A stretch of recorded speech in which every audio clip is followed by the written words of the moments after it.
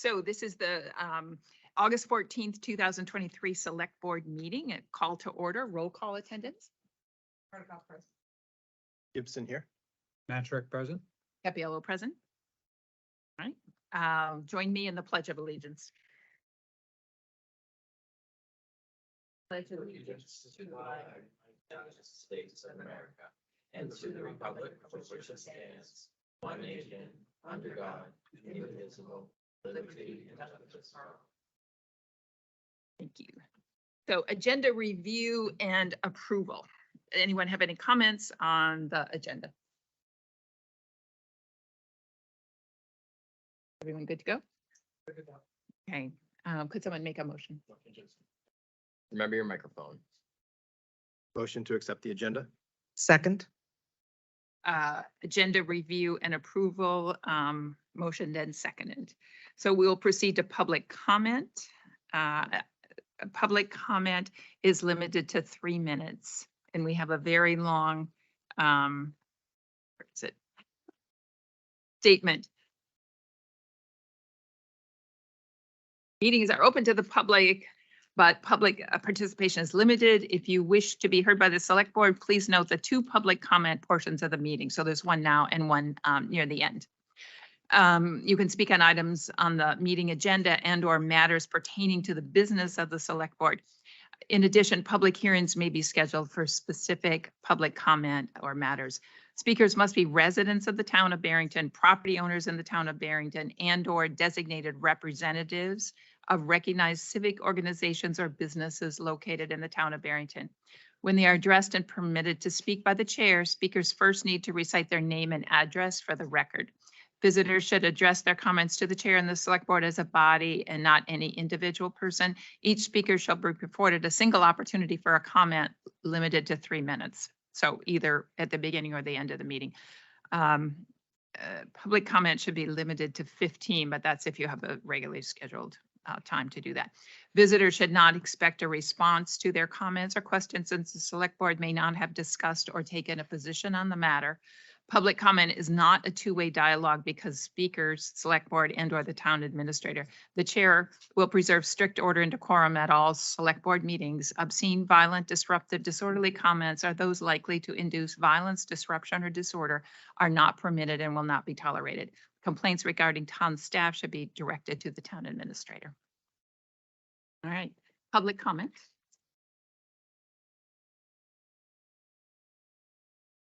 Looks like no one here. How about online? If you're online, you can raise your hand in the Teams feature. You can press *6 if you're on a phone to unmute yourself. Wait to be recognized by the chair.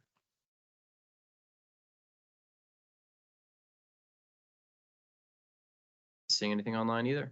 All right, so let's move on to public hearing with our invited guests. The school board liaison report. Is there a representative from the school board here to present this? The superintendent will present an update on the demographic study. Is he online? The superintendent is here with us. Oh, there, of course. Deanna's here. Yes, come on up. You know, I had in my head the chair of the school board. Sorry about that. Yes, beautiful. Now it's green. Perfect. Love it. All right. Thank you for having me. I provided the full demographic study after the board reviewed it, I think back in June, perhaps. I've lost track of the weeks.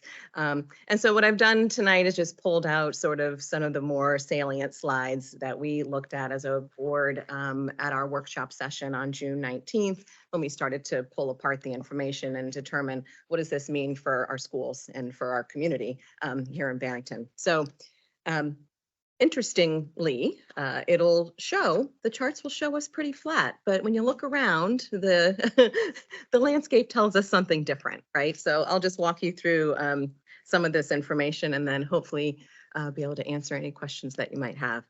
So the first slide is just where they gathered all of their information from. So a little background there, looking at the Census Bureau, population trends, birth rates, Department of Ed. They've reached out to this office over the course of last year, building department, local realtors.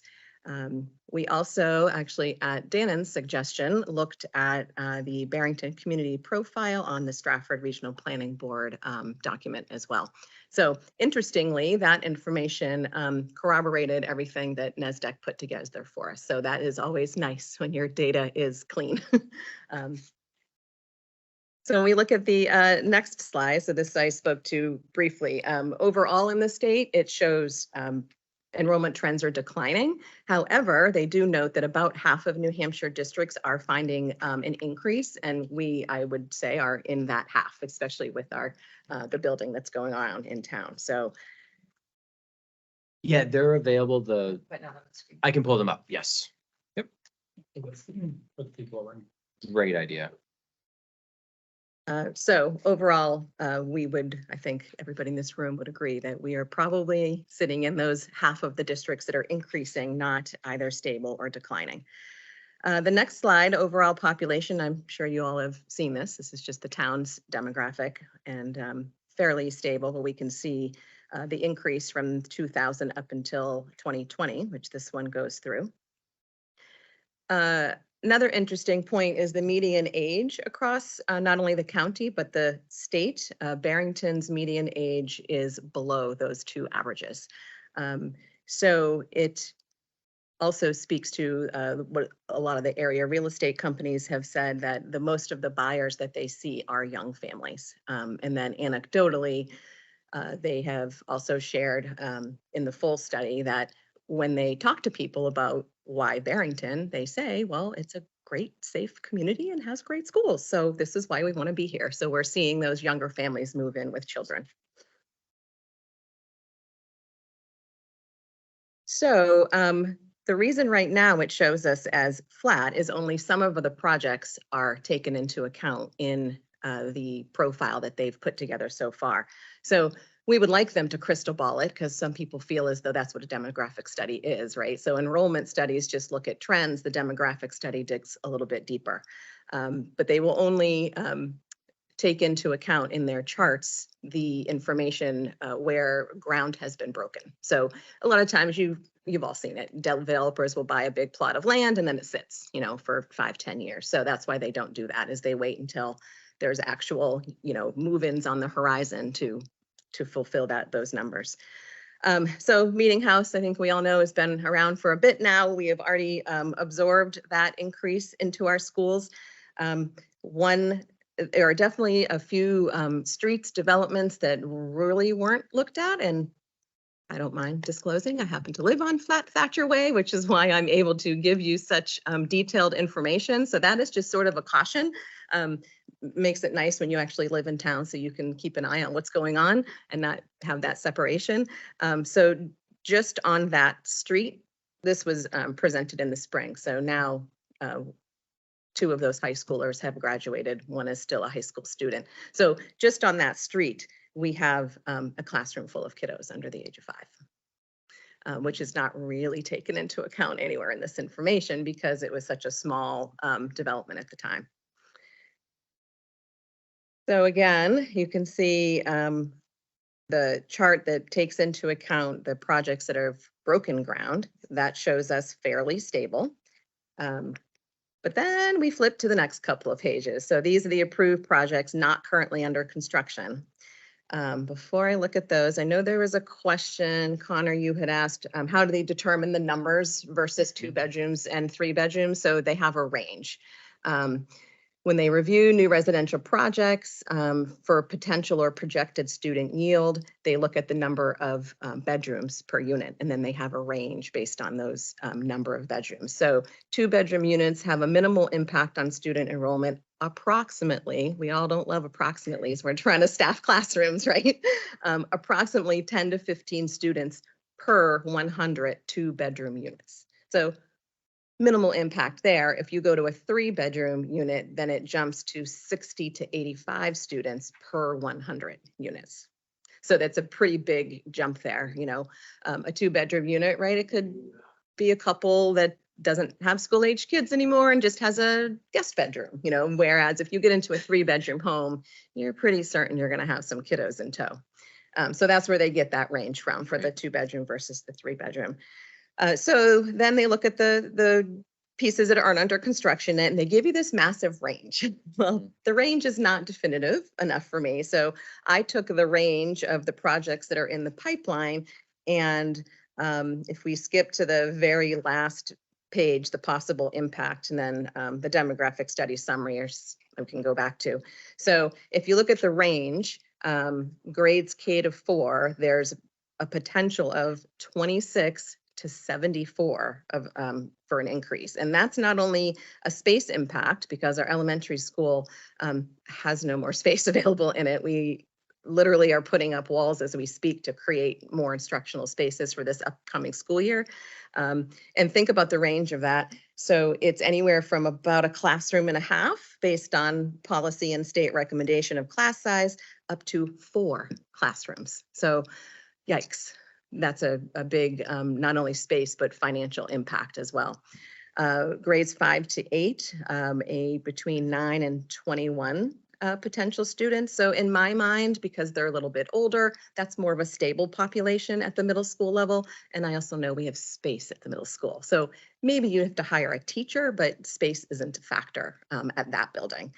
Then we look at grades 9 to 12, and this is an interesting projection because what we've seen is about a 13%, actually it's on the summary, we'll go back to that, 13% increase from what you anticipate when they leave in 8th grade of what's going to land in high school, but what actually shows up at the high school level because we have high school choice. So it's attractive for families if they're in that next stage of life and their kids are older, but they don't want them to have to change high school, or they want the option, then we do see that increase at the high school level. So I'm not buying that number personally, just because in the last 5 years, we've seen the opposite impact.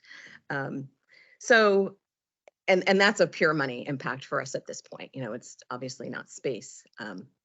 Well, it becomes space if they want to go to Oyster River. We're not quite tapped out there yet, but it's definitely a financial impact. And if you've been keeping track of the per pupil cost to attend high schools, it's gone up quite a bit in the last couple of years. So we used to be around 13, 14,000 per student, and it's up over 18,000 at 2 out of the 3 high schools at this point. So it's a pretty significant impact. So next steps, in school districts, we always rely on our October 1st count. We send that into the state.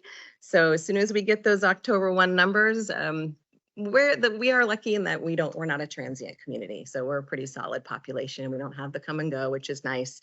So our October 1 numbers usually treat us well. So that's what I'm waiting for now to see what is October 1 going to tell me. We know that this building project right here is about half full, not full yet, but purchased at this point. I've only heard of a couple families coming out of here so far, and only a couple coming out of the new properties across from the middle school. So we'll see. I've already poked at a few people to say, hey, I want some more detailed searches in our Power School enrollment so we can pull out addresses to see like what's the reality of the actual move-ins versus the projection that NESDEC provided for us.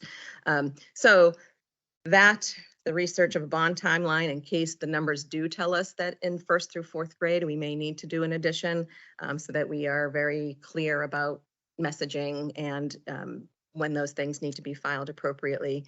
And then we want to bring somebody in to do a needs space assessment at all 3 of our buildings. So the middle school, although over 20 years old now, we can thank the team who put that together because I mean, for a 21-year-old building, it has served us well. Not only is it set up for 21st century learning, but we still have a lot of breathing room there. So that was a project well done. So we want to look at the elementary school because that building is so much older. You know, when you do an addition for more children, it's not just slap on some classrooms. It's what's the capacity and the use of your kitchen, your gymnasium, and things like that. And because we've had to sort of squeeze into every little space, you know, are those really appropriate instructional spaces? So you want to tear down walls where you can and reopen spaces. You can really feel the difference in a building when it's overcrowded from a behavioral standpoint for students. So that's where we're at. If we jump back to the overall summary, it indicates that we are projected to stabilize over the next 10 years. However, as we've discussed already, the residential construction is making me go, for sure at this point. And especially all those additional pieces where we know that it's probably a little younger than your typical demographic that moves into a town. Like people are seeking out, younger families are seeking out our town. We have historically enrolled more kindergartners than there were births in a year, not by a lot, but definitely more. And over the past 5 years, I already spoke to this, grade 9 has seen an average of a 13% increase over what we anticipated leaving grade 8. So not last year, the year before, we were 18 students over in high school. So do that math, it was not pretty. We used to build in an extra 5 high schoolers just to have a little flexibility, but we all know how budgets are. You want to be as lean and fiscally responsible as possible, so we don't have any seats built in any longer. We do have a high school reserve, however, so it's not like we're going to get into a pinch and not be able to pay our bills. So, overall, I think the real estate market is telling us that Barrington is a viable, sought after place for people to be, and it's young families, not an aging population that's coming into town. So those are our next steps. That was really great. So obviously, as you all know, Dan and I have met to talk about this. And I think the big thing when the select board said, hey, yes, we want to invest in this. We want to understand the data that we can so we can make data-driven decisions. And I think the challenge for all of us now is to figure out how to use this information to make decisions that are right for the community. One of the things that you'll start to hear more about is the conversation of impact fees coming back before the planning board. And so super high level, the impact fee is a cost that is based on the cost that a new resident might bring to certain services. And so by the time the school impact fee went away for the middle school, it was about $4,500. And so somebody certified in this level of planning determines that their share, a new resident share, new building share of the middle school was $4,500. So communities have impact fees for all sorts of services, right? We talk about the need for a library. We talk about the need for renovation or expansion of the public safety building.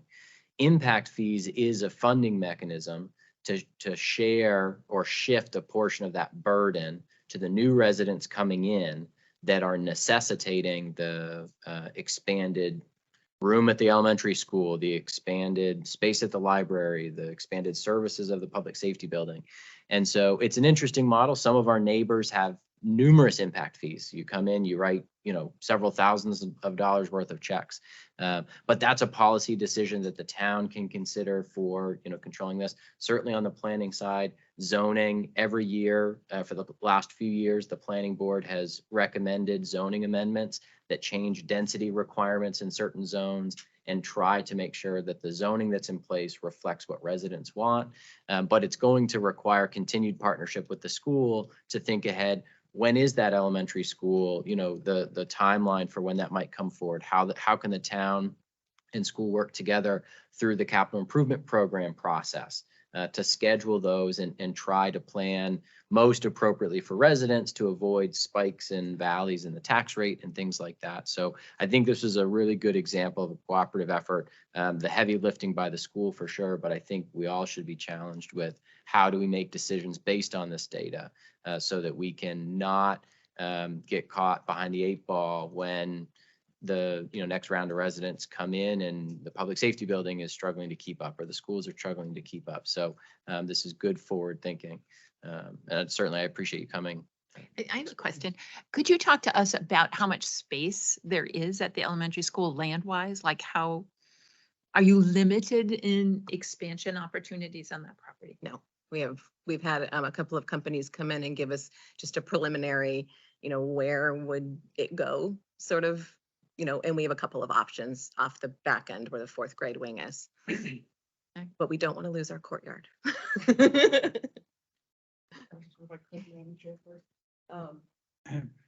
What might the impact be currently or in the future of educational choice vouchers? People who are choosing to send their children, say, to a Christian-based school or an arts academy or something like that. Are we seeing an impact? We're not seeing it yet here in Barrington.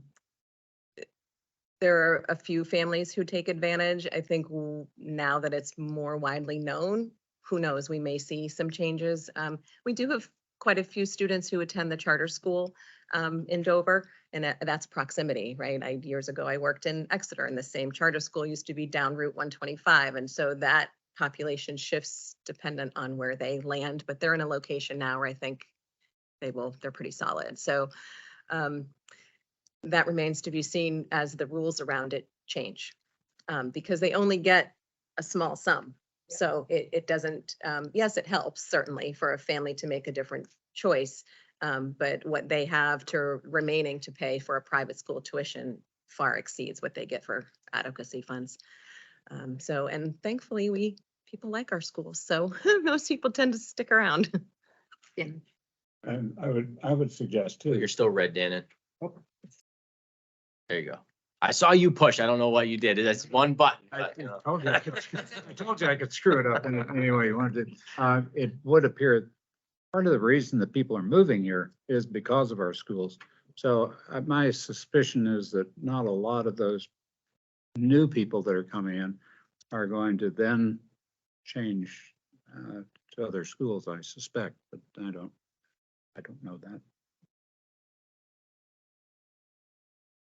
I would agree with that, just anecdotally based on families that I speak with, and then also staff. So I do exit interviews with staff who are either moving on to a different career, to a different district, or are retiring. And the theme that rises to the top, no matter who I talk to, is this is a great community.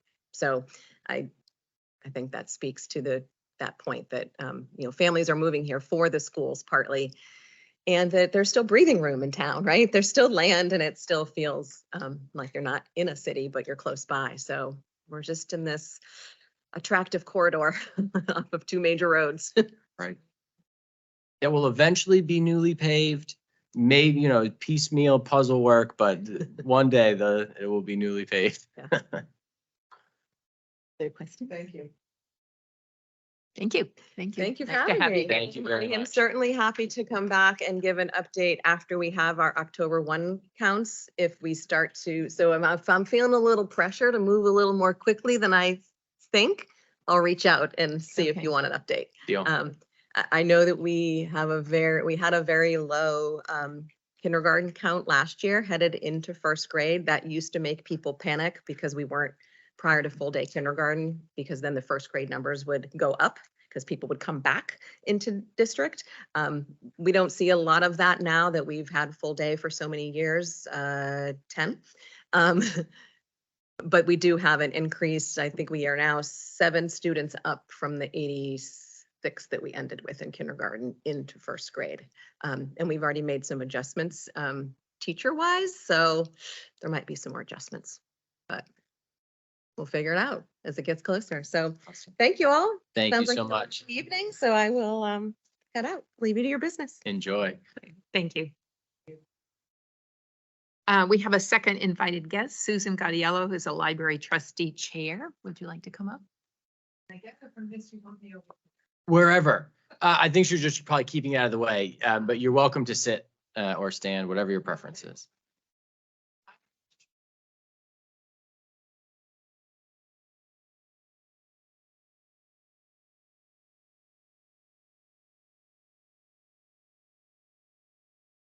See, this is I'm talking. However, it's almost a sneaky way to say, I encourage everybody to come to the library between 5 and 7 on August 23rd, to see this in detail and have a chance to talk with trustees, building committee members, and the architect. We may be near some microphones. Sure do. Yep. Do you plan to stand right there? Yeah. Okay.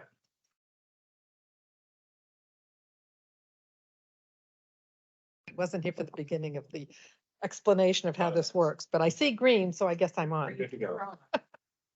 So, as Connor said, I'm the chair of the the library trustees, and also have been chairing the building committee.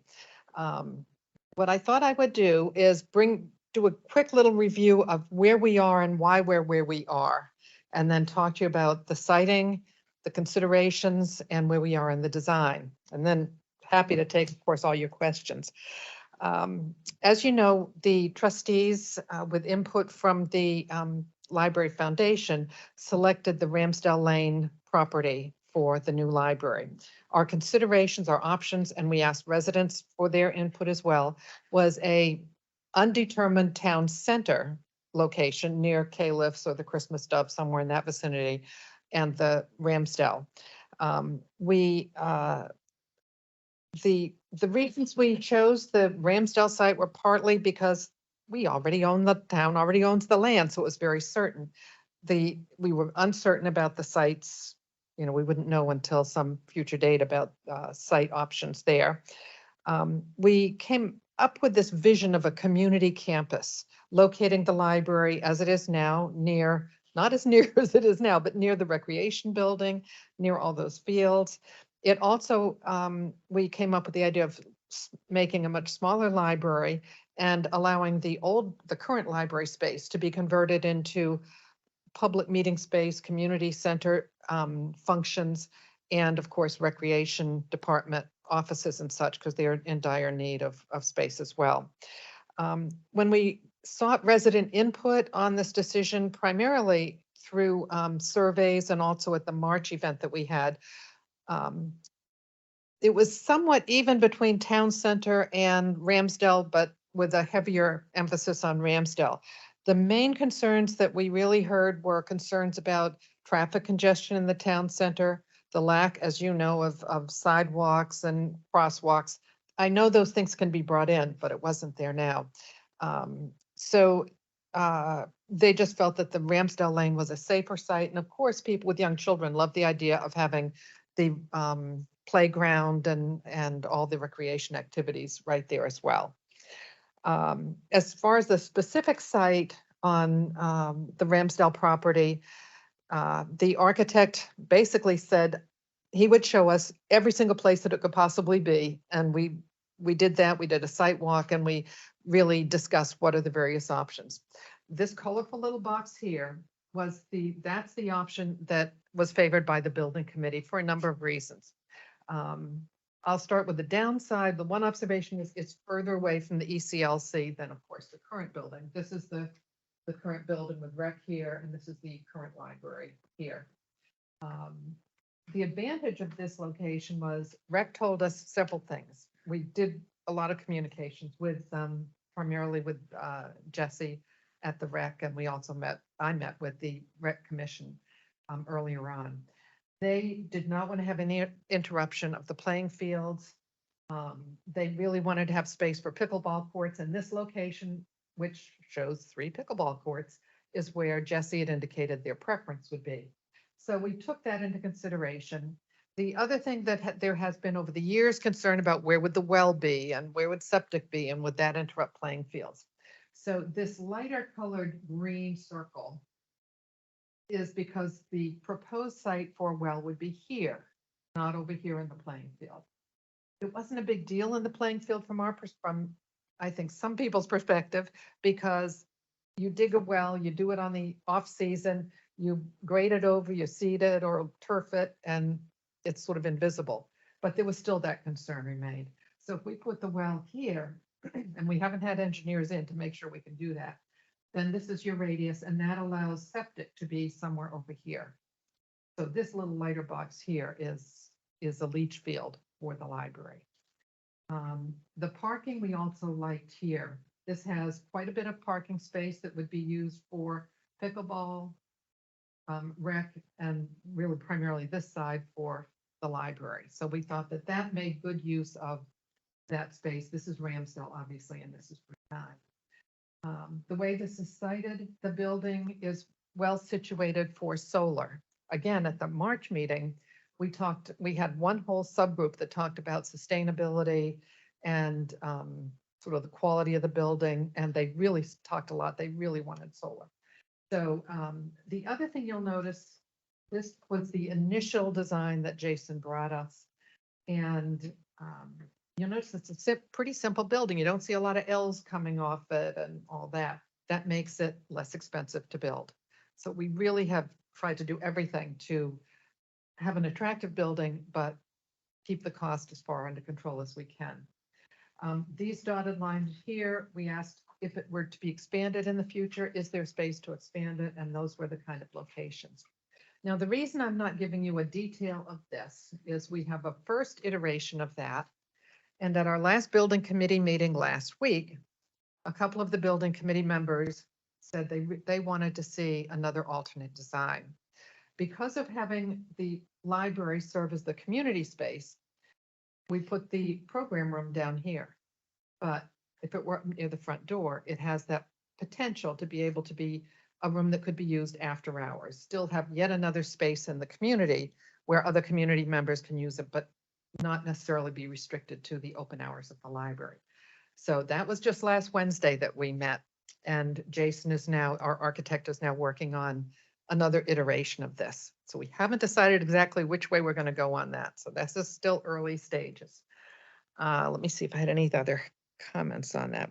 Oh, the other thing that we wanted to have is the library does need some access to outdoor space. If you've been to the current library, you see we've crammed in, canopied, a little patio. So there would be some egress from this, was designed as the children's area. This is more of an adult area. So that potentially here, this is, all the rec area. This is where the rec is proposing to put the pavilion in here. So would be able to have some room here if we needed it, or, out around here for external seating, whether it's for reading groups and that sort of thing, or just people who want to be able to be outside as well. The library director has given the architect the information about our current collection. And I just want to emphasize that we're not looking to have more space in order to buy more stuff. What we need is space for people, not for more stuff. So I shouldn't say stuff like it's a bad thing, but books and DVDs and all that sort of thing. It's really about the function of the library as a lifelong educational setting and a community involvement, people involved with one another. So, so that's a little bit about that design. The estimated, this, as it was currently designed, was a little under 10,000 square feet. It was like 9,700, some number like that. I don't think that number is up there. No. And a single floor, no basement. The all of this area is open so that the sight lines from the circulation desk means that you don't, if you get into a two-story building, you inevitably end up with more staff, and that's more expense, and we're trying not to go there. As I mentioned, the simple building design. Potentially this septic, I don't know a lot about construction, I will admit that, but the architect thinks that this septic can be gravity fed as opposed to needing to install pumps to make that work. So that also is cost savings. So that's where we are at this point. I've certainly had conversations with Connor of late about all the moving parts of what's going on in town these days. And I've sat in on your planning session when you were talking about the property behind Caliph's. And, if we owned that property already, or that had been a year ago, we might be talking about a different site. But the trustees and the foundation and everybody feel strongly that we need to move forward and move forward on this library. Kicking it down the road a couple more years, just every year, as you know, inflation goes, and it's like a couple 100,000 more at least every year. So that's where we are at this point. Questions? Parking spaces, and I assume. Joyce. Oh, yep, thanks. I assume you don't have access from Route 9, but from Correct. Ramsdale Lane. This is the current curb cut. And I understand that buses currently use that because of a turnaround. Connor had told me at one point that the town was thinking of ways to avoid these pointy, sharp turns, which I agree would be a whole lot better for us. So we are not planning to keep that as a road or as a, even as a curb cut. But I'd have to defer to the town as to what your needs and preferences are on that. Yeah, so the trouble is a bus heading west on Route 9, turning into the west entrance of Ramsdale Lane, right? Too tight of a turn for a school bus to make. Similarly, although it's a little bit better, a bus heading east, taking a left into the eastbound side of Ramsdale. And so that's why that access has remained open and it's used as far as my understanding. The intersection, those kind of like slip ramp intersections that aren't good perpendicular intersections, those are advised against anyways. You remember we've talked about the slip ramp on Oak Hill Road and some design considerations for how we could improve that. On the east end of Ramsdale, where there is part of a perpendicular intersection and then the slip ramp, we've just had preliminary conversations with DOT about, hey, could we work together to redesign that intersection to make it safer for everybody? But if this project, if the plan was to shut that down, we would accelerate those conversations. We would have to make sure that, we had easy access to Ramsdale and certainly the buses. Yeah, and obviously it goes right through now. Is that how It does. it does? And obviously I'm sure the rec would have thoughts about that as well. In parking spaces? How many? Oh, parking spaces. There are 34 spaces on this side, 42 spaces on this side, and they continue to remain. There's this I think that's a parking lot there. This is from an aerial. This was taken aerial and then this, the overlay of it. So that parking area that is currently used by people at the playground would remain. And of course, you have the existing parking over at the current library/rec building. I had a couple of questions. The septic system, is it pipe and stone? I have no idea. Okay. We're stayed right now at mostly at the design level, although at the last meeting, one of our members is in construction and was asking a number of questions about steel, stick built, things like that. So we're gonna vote tonight on releasing some of the capital reserve utilization. What is the thought of the building committee of, this was the original drawing? Why are you going back again for another architectural drawing or design? Because right now, if I showed you the big picture, in order to move the program room to the main entrance of the building, it makes a significant difference on the interior space. I don't see this as changing. I see the interior arrangement of where the children are, And they're charging every time No, that there's a our change? contract, my understanding, our contract with them is for, it was originally 24,000 for design. They're billing as they go along, but it's not to exceed the 34,000. So the 34,000 is because we added $10,000 for the architect to be able to design the renovation of the existing library space and working with the rec in order to do that. Okay. And we haven't done anything about that as yet. And that's probably one of the areas that I was interested in some feedback from the select board. While the library would use that space as well if we had some big program, it is truly a town space. So I don't see this as at all coming under the, we felt it was reasonable to use the library capital reserve, library/community center capital reserve, because the effort is to make that into community center space. So it seemed legitimate to use some of the capital reserve dollars for that design work. The we've had one meeting, Jesse and the architect, one telephone meeting between them talking about what Jesse has in mind for their space needs. One of the desires is to have a staircase, which used to be a staircase between the two levels of that building, to reinstall a staircase. And there was some discussion about, would there be a need for an elevator if they're going to be doing programs on both levels?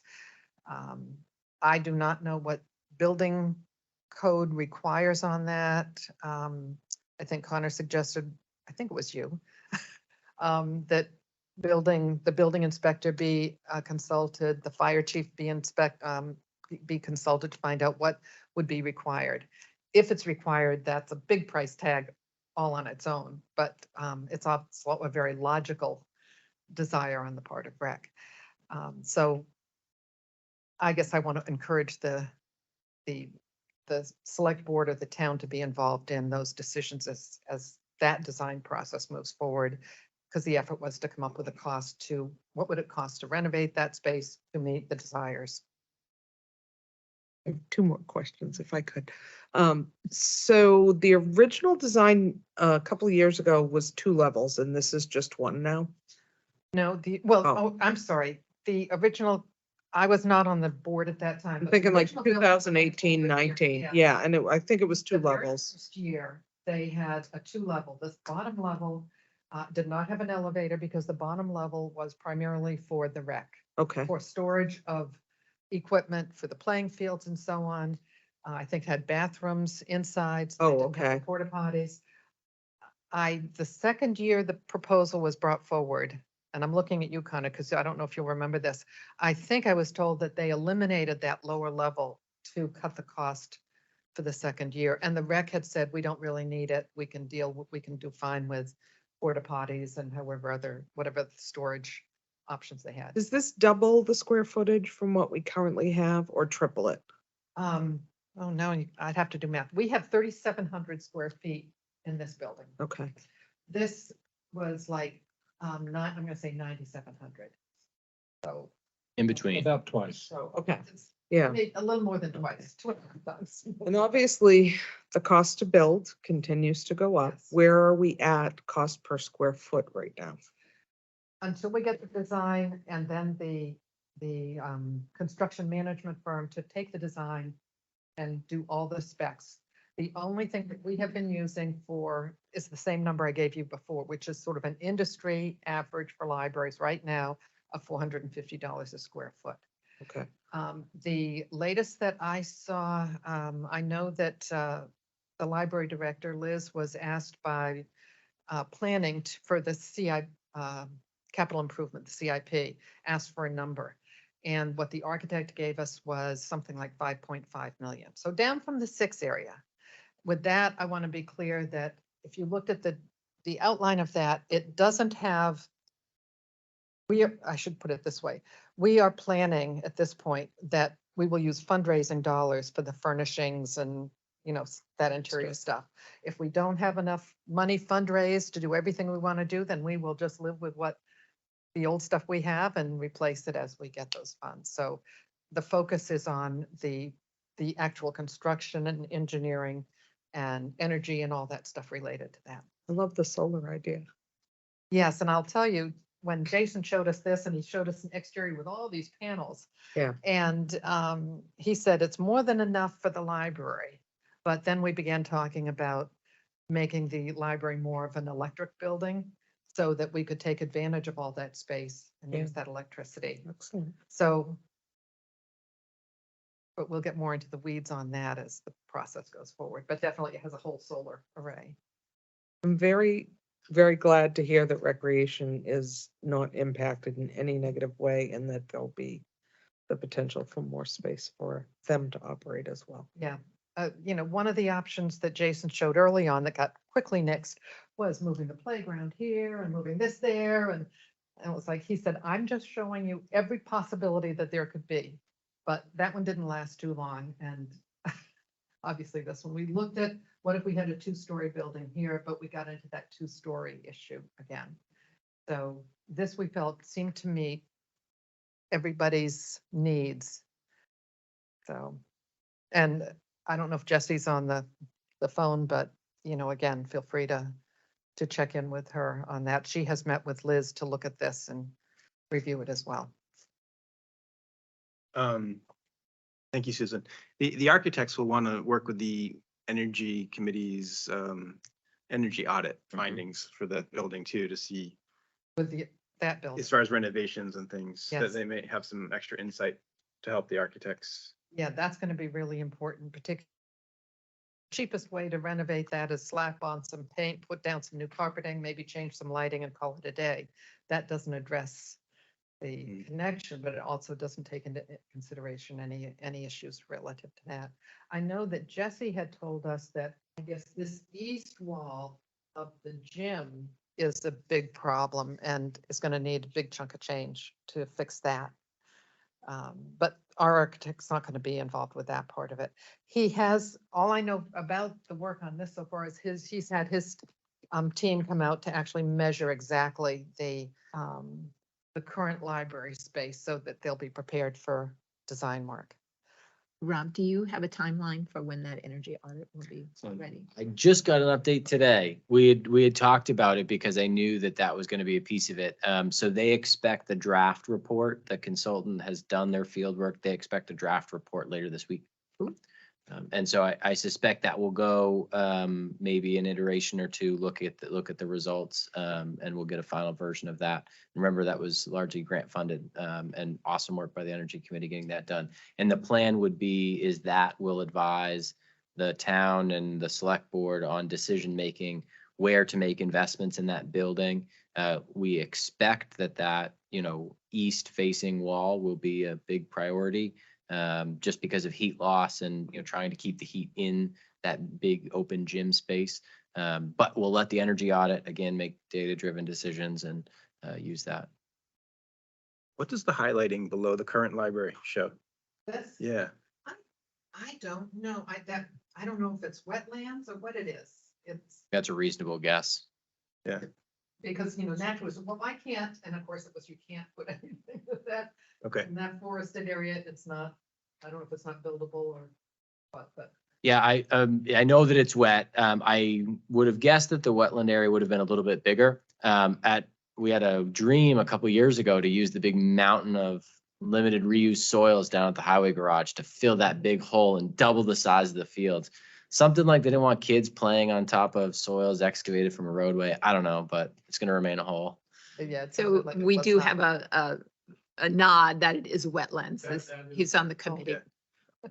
Is it Oh, town? there's some library folks in the back. I hadn't seen it Yes. before. Is Anybody it- have anything to offer? Yeah, it's a good question. So the tax map's really interesting. The school actually owns the most of that land. So the triangle that you see with the setback, the property line setback, that's one lot that's owned by the town. The 105 Ramsdale is owned by the town, but that's like a small square lot that's split about halfway. And from just about where that orange starts down to Route 9 is connected to the ECLC lot. It's actually owned by the school. Okay. Yep. And the parking lot's split as well. The property line goes to the parking lot. It's a good thing we have good neighbors with the Right, school, right. Other comments or questions? Not right now? Well, thank you. Thank you. This is very. But again, and obviously I'm gonna make that pitch again, if anybody here in the back wants to see it.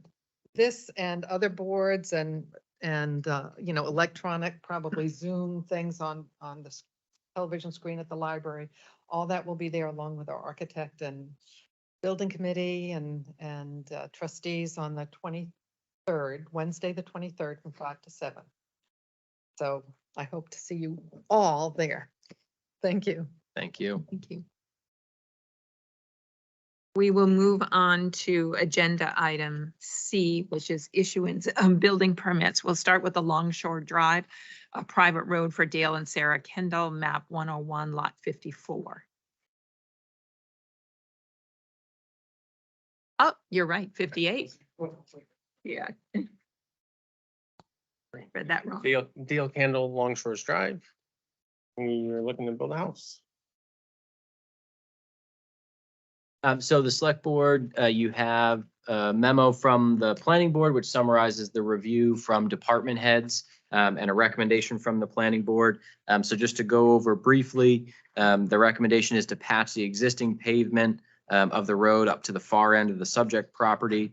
The gravel surfaces of Longshore Drive should be graded, adding material if necessary to address the potholes. Reestablish the drainage swale in order to accommodate a road shoulder, which can support the weight of a loaded fire truck, and repair all construction associated damage on Longshore Drive.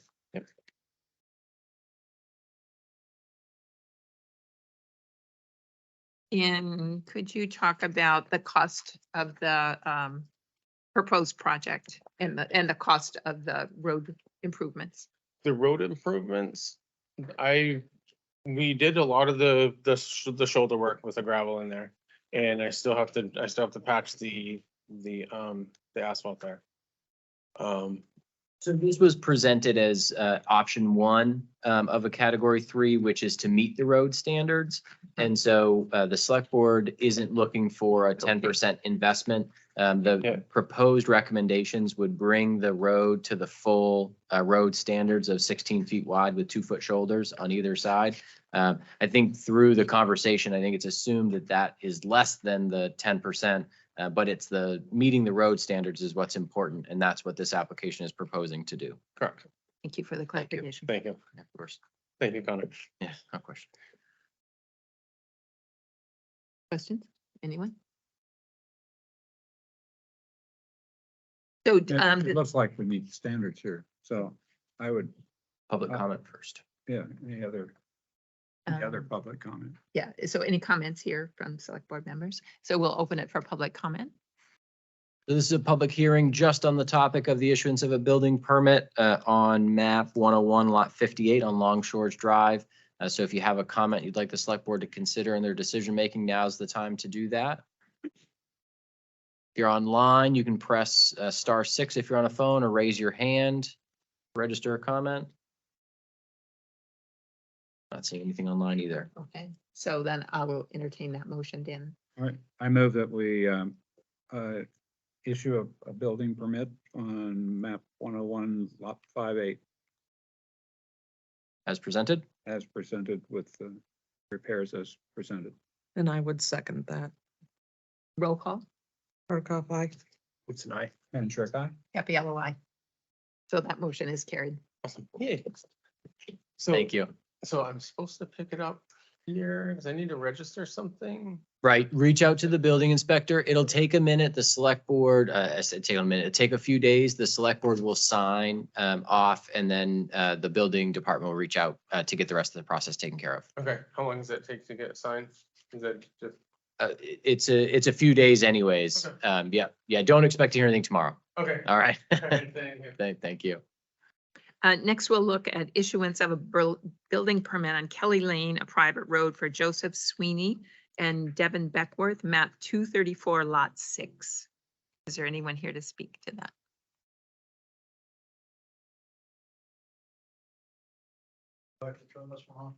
If it's green, that would be great. That's super. Thank you kindly.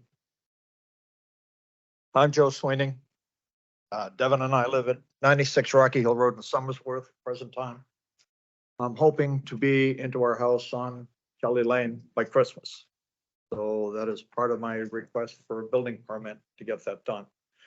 This is kind of a two-part process where, as I understand, the building permit can be issued, but the occupancy permit may be held hostage depending on the improvements to the road. I sent Connor a note as to the improvements to the road that I suggested. I don't know if were you able to get that paperwork? They all have a copy. Yes. Yep. Thank you Excellent. for checking. This road work that I've outlined here is general maintenance on the road that has been performed over the past several years. Kelly Lane is 16 foot wide throughout its length. However, in the initial 100 to 300 feet, it doesn't have sufficient shoulders to support a fire truck. In some areas it does, but for the most part it doesn't. However, the rest of the road is well capable of handling fire trucks, and Popora and Son regularly drives 75-ton trucks up and down the road. I've seen them passing each other in either direction. The problem lies with the initial few hundred feet. There's a culvert there that necks the road down to 16 feet with no shoulder. I'm proposing to cut back the vegetation as been suggested, to compact the existing disturbed roadway, import gravel to make a grade into Route 9, and fine grade to restore the slopes of this part of the road. The fire chief has asked for an apron where Kelly Lane meets Route 9. And I'm thinking that is going to be 12 feet deep by 20 foot wide, although I don't have specifics on that. I tried to contact the state to find out what they required for tying into the highway and the amount of time it would take to do that, and I haven't been able to talk with anyone there.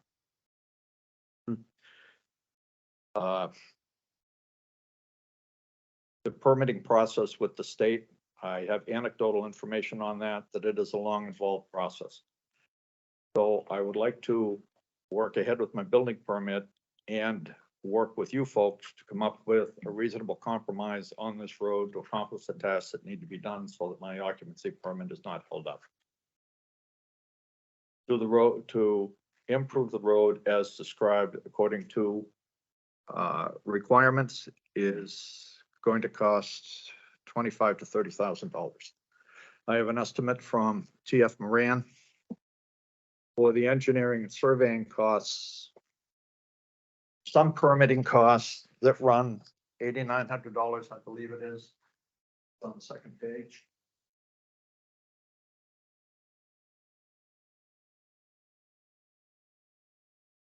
That also includes permitting. Some of the permitting and the work is also included, for the apron is also included. Thank you.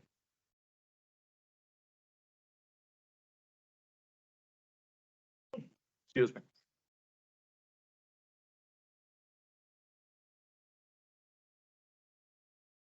Kapoor and Sons has given me a rough estimate for the work to be done in conjunction with TF Moran.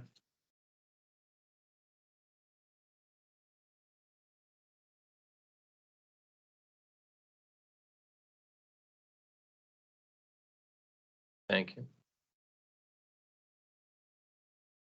And in both cases, these estimates come with time and materials clause because neither organization is competent to say what the state is going to require of them. Well, I'm kind of stuck in that situation. The cost of our home is just under $197,000. And I'm willing to work with you, but we do have that 10% cap on improvements. Now, Kelly Lane is a road association. It is managed by Paul Pavor. There are 4 houses on the road. There's maintenance performed spring and fall and during the summer as needed. And as I said, it's a solid road bed.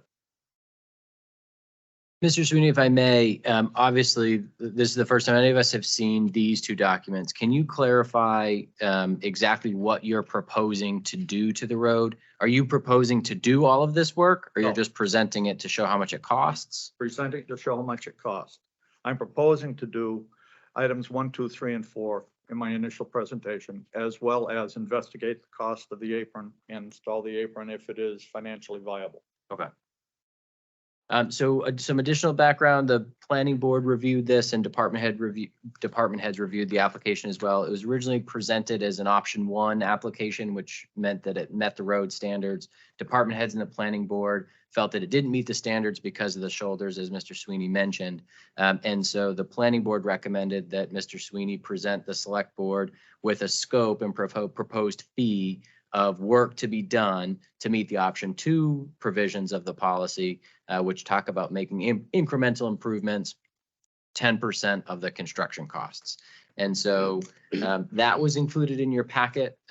Department heads and the planning board haven't seen this, but the $4,825, as I understand it, is what is proposed to be invested into the road. The building permit indicates a $200,000 construction cost, 10% would be $20,000. The department heads recommended a variety of improvements to the road for that incremental improvement, the 10%. I'll read through that briefly. Cut brush on the edges of the road, being Kelly Lane and the edge of Route 9 looking west for sight distance improvements. The 15-foot paved apron to Route 9, which was discussed.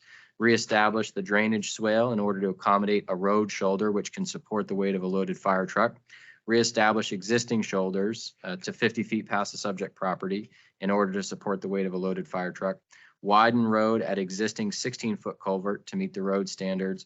Grade the gravel surface of Kelly Lane, adding material if necessary to address all potholes and repair all construction associated damage to Kelly Lane. And to be clear, you know, the policy as it's written talks about incremental improvement and 10% investment. It's up to the select board to decide the ultimate scope of road improvements required. It could be that those road improvements that were recommended by department heads would be more than 10%. It's certainly the select board's ability to say we're going to require these road improvements to be made, or require a portion of them up to 10% or something less. I will note that the policy as it's written has a waiver clause that allows applicants to present good cause with 5 criteria for requesting a waiver of the policy to include the 10% requirement. There's no waiver criteria submitted with the application as it's presented now. Like I said, we have the scope and fee that presents a portion of the 10%, but not the full 10%. Madam Chairperson, I had a question. I might have 2 questions. When this was originally presented to the Land Use Department, it was told to the applicant that it was a category 1. Is that correct? The applicant applies to the process, fills out the application with how they're applying, whether it's the scope of the project, if it requires road improvements or not, and what their proposed road improvements are. So it was presented as a option 1, which would mean that the road meets the standards, and the feedback from the. It was presented as an option 1 by Mr. Sweeney to the land use that the road met the standards. Right. Yes. Okay? And I mean, the road is 16 feet wide. It's the shoulders that are the, is where it doesn't meet the standard most specifically. And so that's when the planning board recommended following the provisions of option 2, which would be making incremental improvements, 10% investment. And the policy requires a scope to describe what work would be done and a proposed cost to show the meeting the 10%. If Mr. Sweeney brought forward a plan to simply replace the home that is there with the exact same footprint, he would not be required to do this? So there's probably, the policy as it's written now talks about volume. So if it meets the same footprint and is the same volume, then likely it would be a category 2 application, which is allowed as long as the amount of living space or the volume does not change.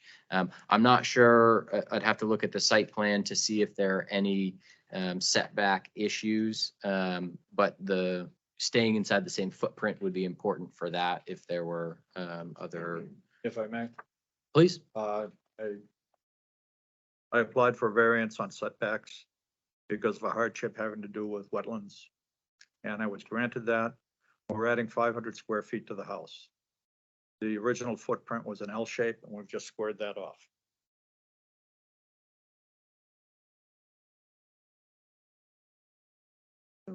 Comes under the new policy. Understood. If he replaced the original home for an original home and put an auxiliary dwelling unit on it up to 1,000 square feet, this wouldn't be an issue. And so I'm hoping that as we're looking at this, that we're understanding there are multiple avenues that the applicant could have taken that would not require the full $19,700. If accessory dwelling units require a category 3 It application. would have been a category 3? Absolutely. Okay, Yep. And any added living space. okay. So it's, let me just make sure I'm clear, Mr. Sweeney. So you're applying under the category that would require 10%, Yes. which would be $20,000. And you're asking for improvements that would total 4,800. No, Is that correct? 9825. Which one are you No, asking I'm- about? I'm proposing an improvement to the roadbed of $4,825 and the addition of the 15-foot apron. I'm not quite sure of how wide that would be, but I've got an approximate estimate on that, $5,000 for construction, Okay. but not necessarily including the engineering surveying costs and the permitting costs for the state. You're proposing to do that work, though? Yes. Oh, I'm sorry. I thought you were just proposing to do 1 through 4. You're proposing to do 1 Do through that if I 4. get away with it. I know you probably won't. Nice try, though. I think that's, so it was my understanding that he's proposing somewhere around 5% versus 10% of Well, the, I don't project think that's what you value. just said. Oh, well, 10, yeah, okay, you're right. Now, Right. to go beyond that, to bring the road up to standard as described is going to require work into the wetlands. And that's going to drive the cost up. Beyond the 20,000. I've got a rough guess of 25 to 30,000. So generally, the select board in looking at applications for building permits on private and class 6 roads, recognize that the cost to bring the road up to the full standard is higher than investments that could make incremental improvements. Now, sometimes a road might be so bad that the only option is to bring it up to the standard, but the goal of incremental improvements is supported by that 10%. And so the 10%, the purpose of that provision, that option in the policy, is to promote incremental improvements, right? So right now, if you make a 5 or a 10% investment in the road, the next person that wants to replace a house or add on to their house beyond you, maybe they're making a 5 or 10% investment. And by then it sounds like the road might meet the full standard. And so that's the logic in the incremental improvements and setting a benchmark so that any one resident might not have to bring the road up to the full standard, but make incremental improvements. But so just, I don't understand, so you might not all understand either. You're proposing to do what right now to the road?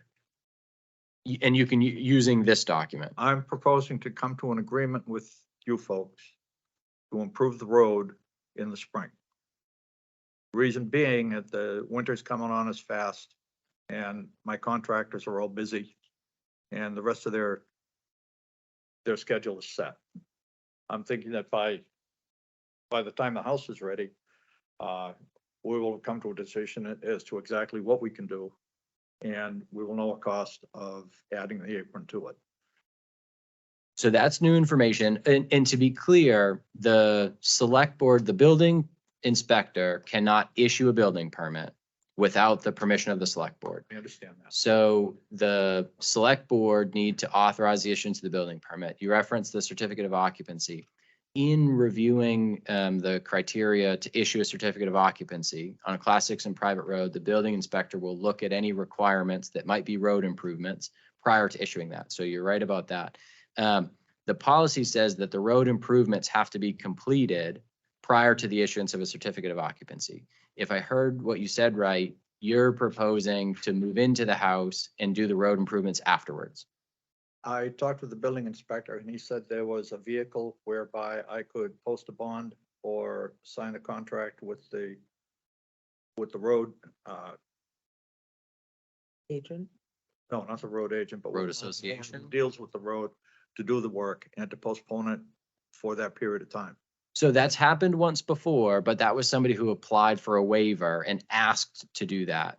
So that the department heads could review and the planning board could review to determine if if the select board should issue a waiver in that fashion.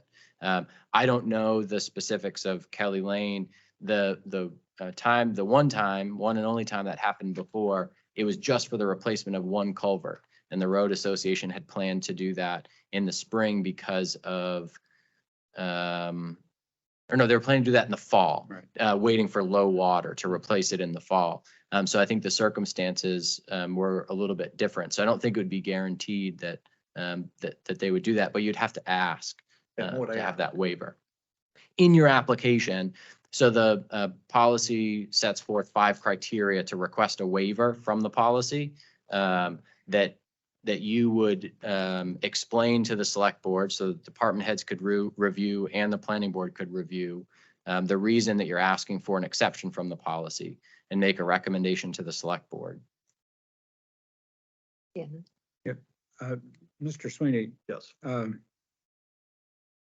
just seeing some of this for the first time today. If you had the $5,000 you're talking about for the apron plus the 4825, that's about close to $10,000. It is about 5%. If you talk about the $9,800 and the 4825, then we're at 14,000. And in this proposal on the excavating, if I read it right, is 90/50 plus 80/25 is 17,000. Comes pretty close to your 10%. Am I? Well, I mean, it sounds to me like there are three different possibilities here, and I'm not sure which one you're proposing, I guess. okay, the second numbers that you're speaking there, the The page you just handed out.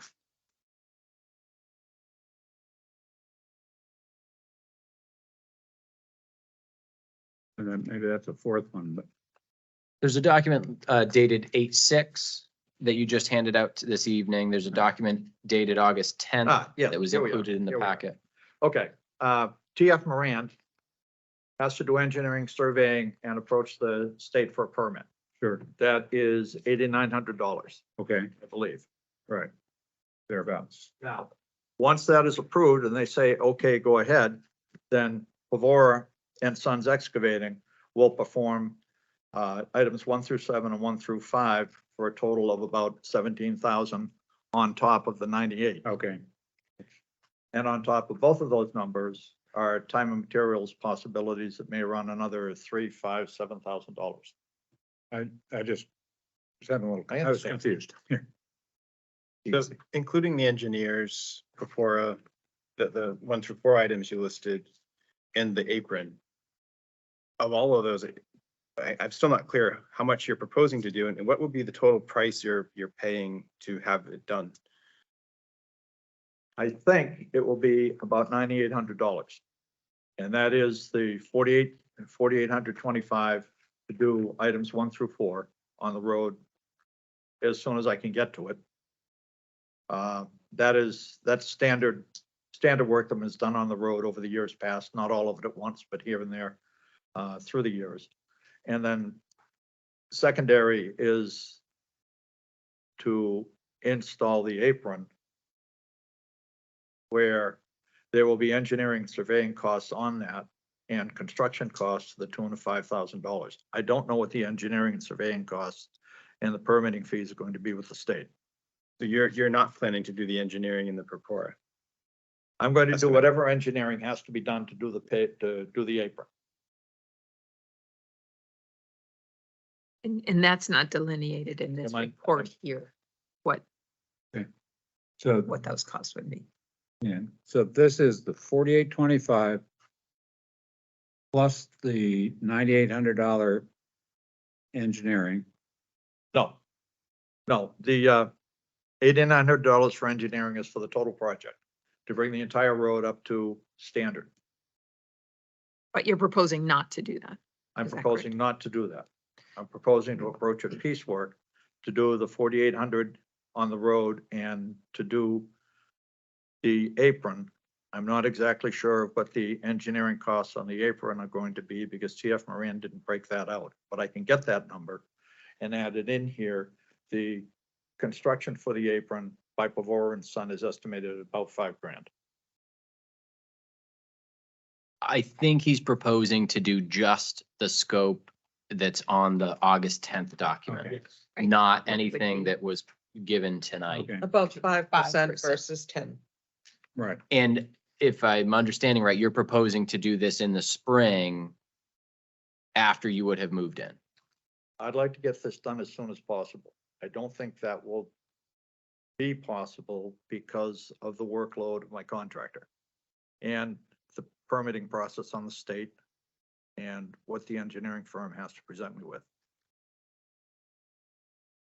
Yeah, I just want to make sure the select board knows. It sounds like the two decisions you have to make are first, if you're willing to issue a waiver of the policy to allow a 5% investment of incremental improvement in the road for this approximately $10,000 scope. And two, I guess, To hold in a bond as a first, when Yeah, it let can it- we be can't hold a completed. bond. We can't Okay. hold a bond. The only thing the attorney said we could do before is issue a contract between the town, the property owner, and the road association, which in that case, the road association was a formally established road association with articles of incorporation at the registry of deeds. They were an entity. I don't know if that exists on Kelly Lane. We would have vetted this before if we knew there was a request to do this, but I'm not sure that the same recommendation from the town's attorney will hold true in these circumstances compared to the Micah Point Road circumstances. Seems somewhat difficult to make a decision Yeah. tonight. This is a whole new process for me. And I've got caught a couple of times in not knowing what was the next step and blindsided with the next step. I don't mean to point a finger at anyone and say that I was blindsided per se, except that it was my ignorance and lack of education. And I've done my best to come through with this as quickly as I can, and as effectively as I can. And I'm more than willing to do what is required to go forward from here. So it is a very confusing process, the class 6 roads. And I think a waiver that has anything to do with safety as far as like a occupancy permit really has to get vetted by our town officials before I could grant a waiver for that. And as far as the cost adjustment in the past, we've tried to steer away from that because we need to improve these roads. There is a class 6 road committee that's working hard to come up with some improved standards that are easier to follow. And those are probably becoming due in this fall. Right. And those new standards may actually open up even more possibilities for us to work with you as you're trying to figure this out. Again, you said your contractors might not be working on this until the spring anyway. I know you're eager to do this, but there may be more tools available to us to help you with our new policies when they come out. One of what I see in reading all of the details are that what Mr. Sweeney is proposing would meet police, fire, town planners' comments, building department comments, regardless of whether Mr. Sweeney was to contribute 10% or 5%, it will be impossible with the 10% to meet the requirements listed from our road agent, because that addresses the culvert and the wetlands. So regardless of whether the board allows a waiver of the percentage, there will be no way with just the 10% to bring the road to the condition that is listed on all of these documents. Well, and to be fair, the department heads haven't reviewed any scope. So the application was submitted mentioning no road improvements. So what the department heads reviewed was just this packet, not this additional document dated August 10th. Okay. This was a product of the planning board meeting when the planning board said, this isn't option 1, this is an option 2, you need to put a scope and fee together because the select board isn't likely to proceed with this. And so if you're talking about not making a decision tonight, I think it would be prudent to give department heads an opportunity to review the scope and fee and weigh in on that from a public safety standpoint, if a waiver is being requested. And I would suggest with a narrative of the waiver criteria as spelled out in the policy before issuing a waiver. So I would make a motion then to table this until it is reviewed and comment is made. I would second that motion. Okay, roll call. Do Hardikoff, aye. they want to have other public comment? Do I need other public comment? We'll open to public comment.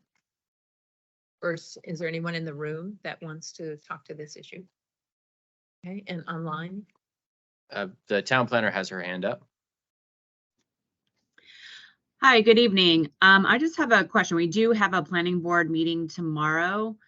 I don't know if that probably doesn't give enough time for any comment or anything like that, but we could discuss it during other business unless you want to I- have the department think heads we- review it complete. I think it's the road agent. So, and this is, you know, it's a long process. The issuance of a building permit on a class 6 or private road is a long process. And one of the reasons it's a long process is we try to put history in order. The policy says that the documents and materials should be reviewed by department heads and comments provided before it's reviewed by the planning board. So that the planning board has the benefit. We have professionals that we pay good money to pay attention to public safety and access and roads. And so the planning board isn't going into a recommendation blind. They have feedback from department heads.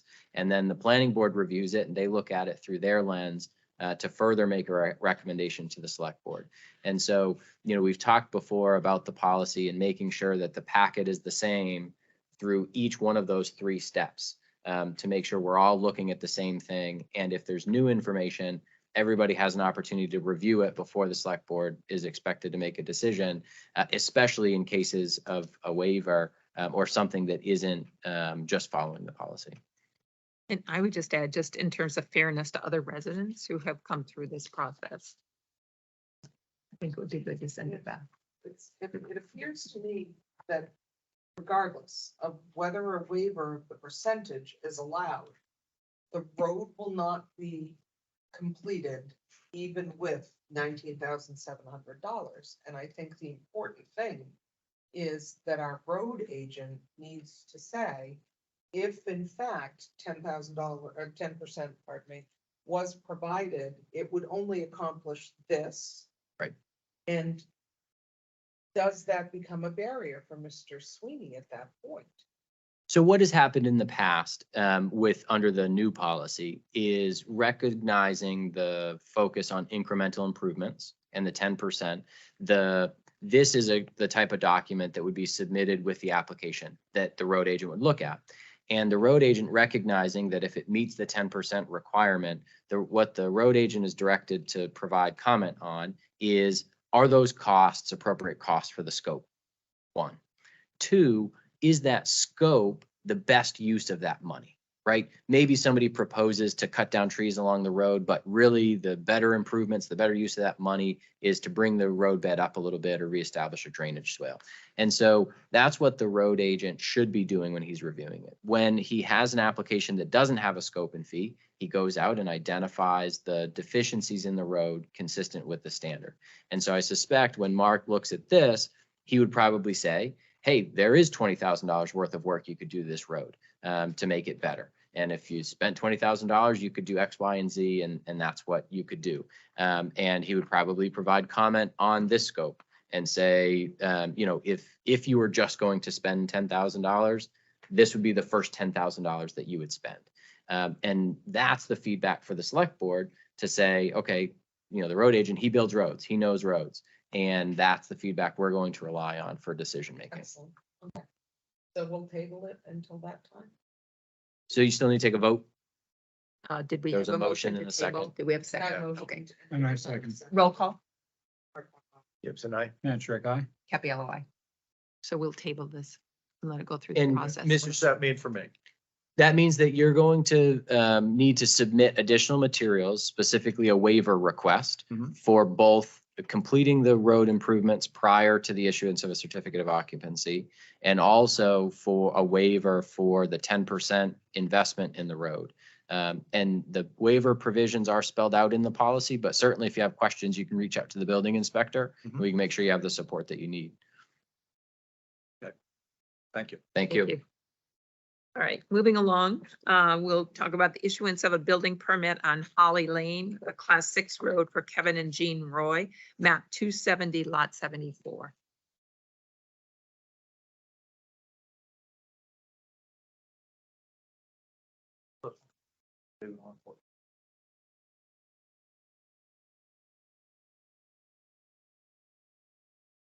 Good evening. My name is Kevin Roy. proposing to build on Holly Lane, Class 6 Road, single-family home. I currently live in 15 Topping Road in Andover, Mass. Hopefully this week I'll be moving up right at the end of Holly Lane. There's a small apartment that I'm going to be renting so I can be on site to supervise and do a lot of the work myself. I've proposed a category 3, option 2, spend 10% on road improvements. It'll actually be, as it turns out, it'll probably be a little more than the 10%, but I want the road to get up to a safe standard as well. It won't be 16 feet wide all the way down to 2-foot shoulders on each side. What I'm trying to do is get the best bang for the buck out of improving the entrance to the road. As it turns out, I found this out just since I submitted all and went before the planning board. The apron isn't quite 15 feet, so it's got to be extended a bit.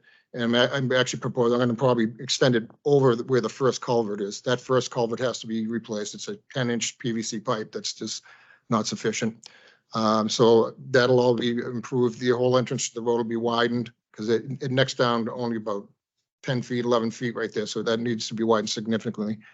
The first 2/3 of the road is actually in pretty good shape. Again, it doesn't meet the full road standard, but it's it's between 13 to 15 feet wide. So it's just been re-graveled. I've been maintaining the road over the past year, basically grading it and trying to keep it up to snuff so there's no ruts and everything else and potholes. Putting a drainage swale along the side of it, widening it where I can.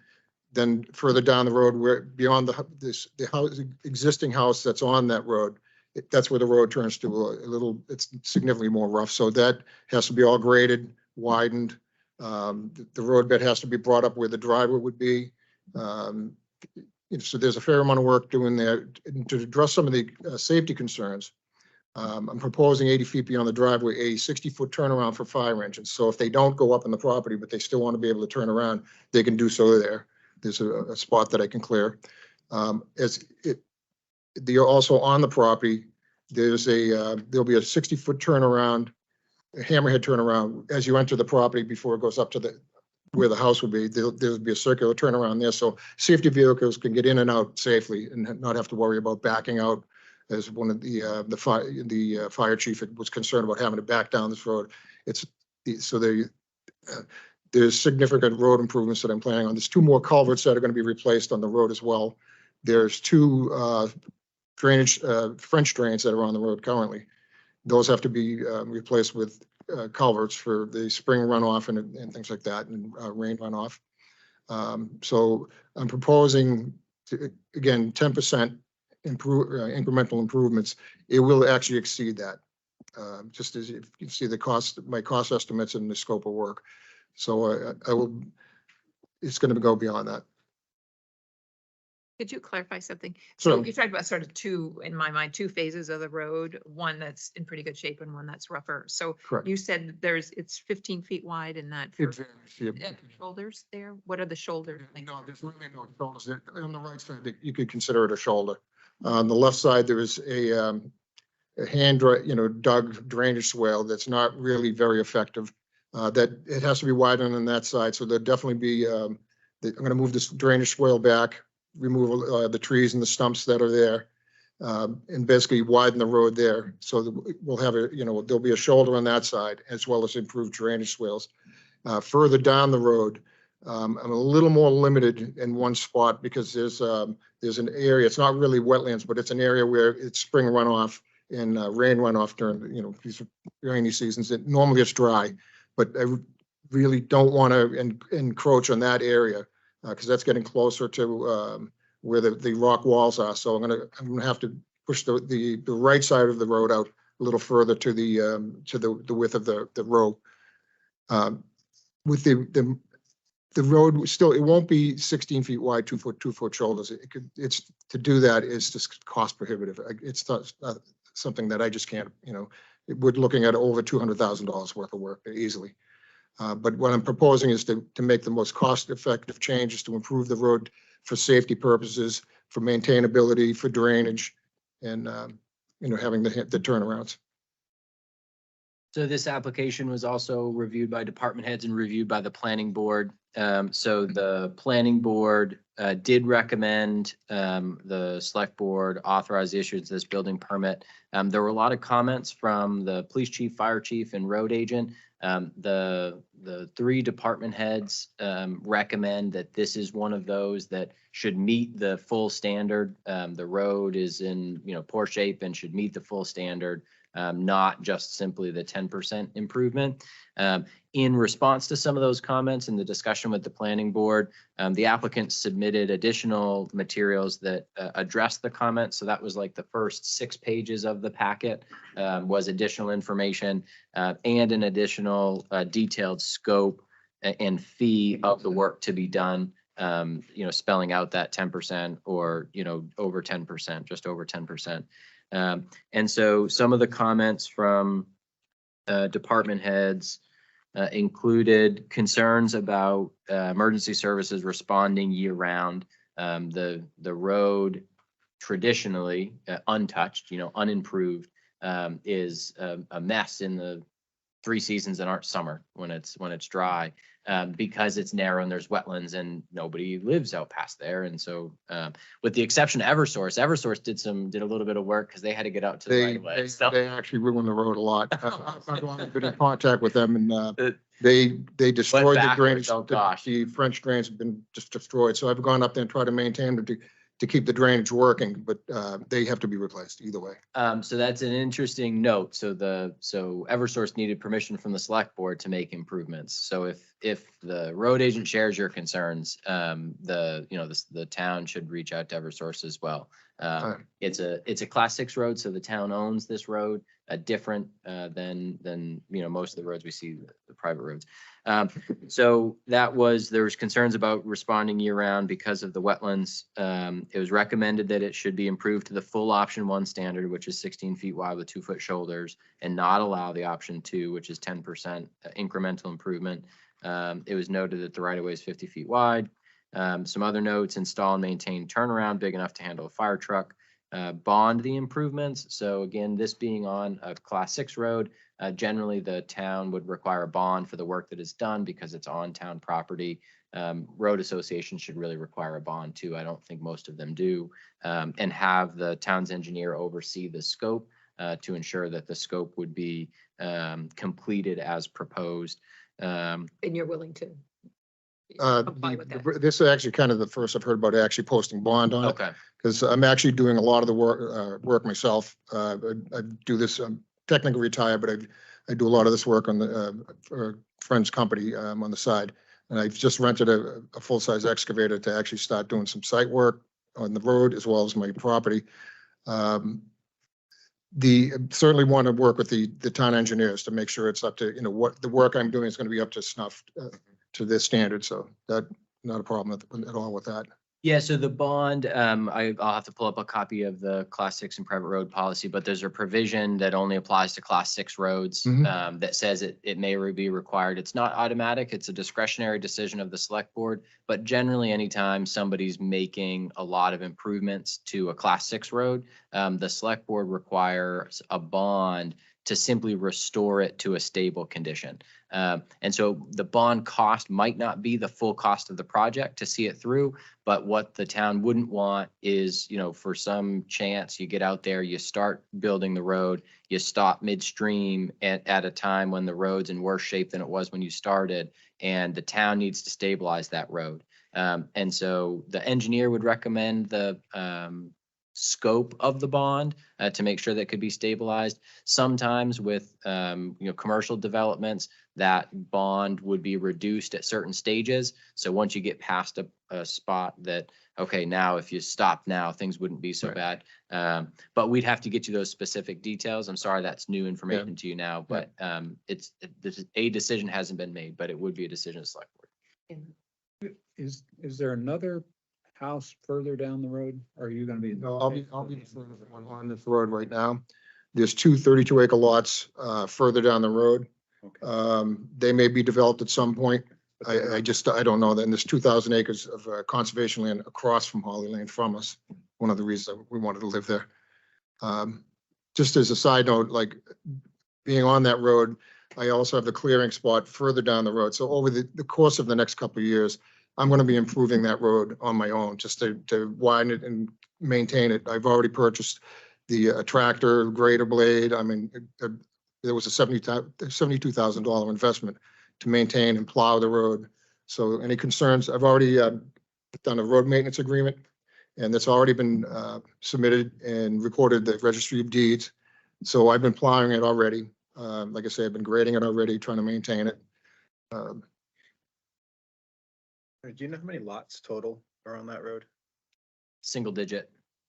I can pull it up and get you an exact number. Yeah, There's a just- few lots in I the go, okay. beginning that have frontage. Yeah. And then, Yeah. as you mentioned, there's a couple larger lots out towards the end. That And might then get subdivided or could be subdivided or. could be. Yeah. Yep. Yeah, certainly any of those lots that are over 2 acres could be eligible for subdivision. The subdivision requirements different than building one house on one lot. Subdivision requirements would dictate that the road not just be built to that 16.2 standard, but the road construction standards in the subdivision regulations, which are beyond 16.2 and include pavement. So if someone were to subdivide on this lot or another lot, take access off Holly Lane, that a minimum standard of the planning board is that the road would be brought to the full subdivision road standards. Now, the bond requirements, that's for the full 10%, or is there a credit, capability you can use, or how would that work? Yeah, so again, it'll be a decision of the select board. The bond could be posted as an insurance policy, right, from a bank. It could be posted as a surety where it's just cash held in escrow as the project's, being completed.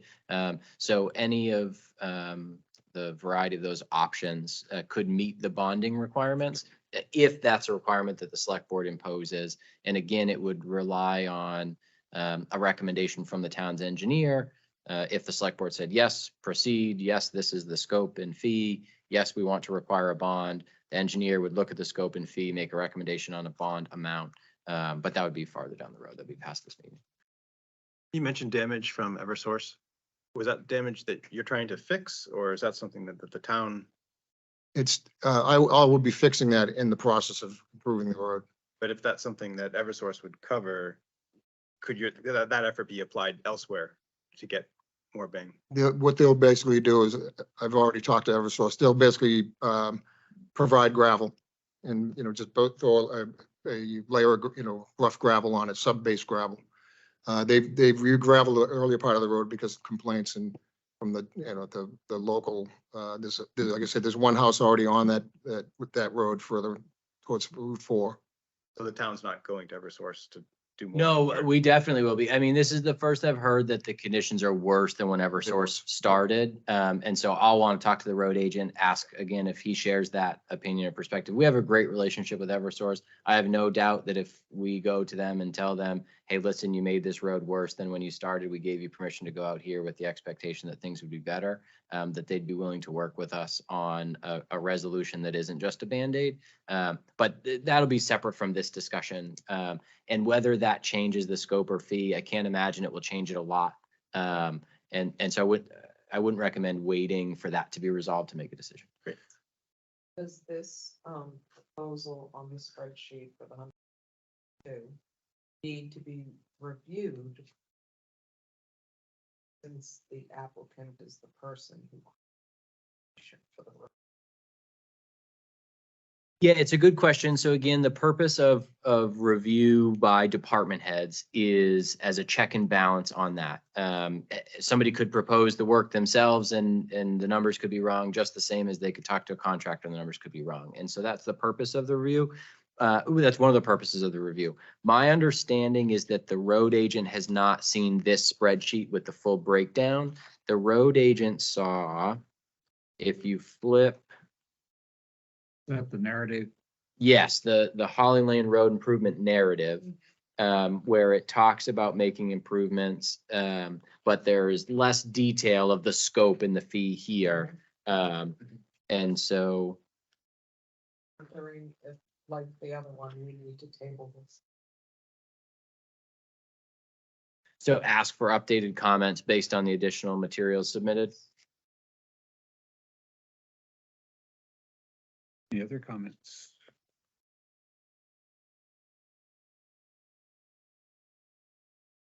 Yeah, the open public comment also, when the time comes. Comments? I mean, I'm feeling somewhat comfortable if he's willing to have the town engineer work with this, and it would require a bond. And he's willing to do the 20%. 10%. Up 10%, sorry. You didn't want to hear that, did you? So this this is a very expensive project. believe me. Dollars under what his own estimate is for the Say that again. It comes in $21,000.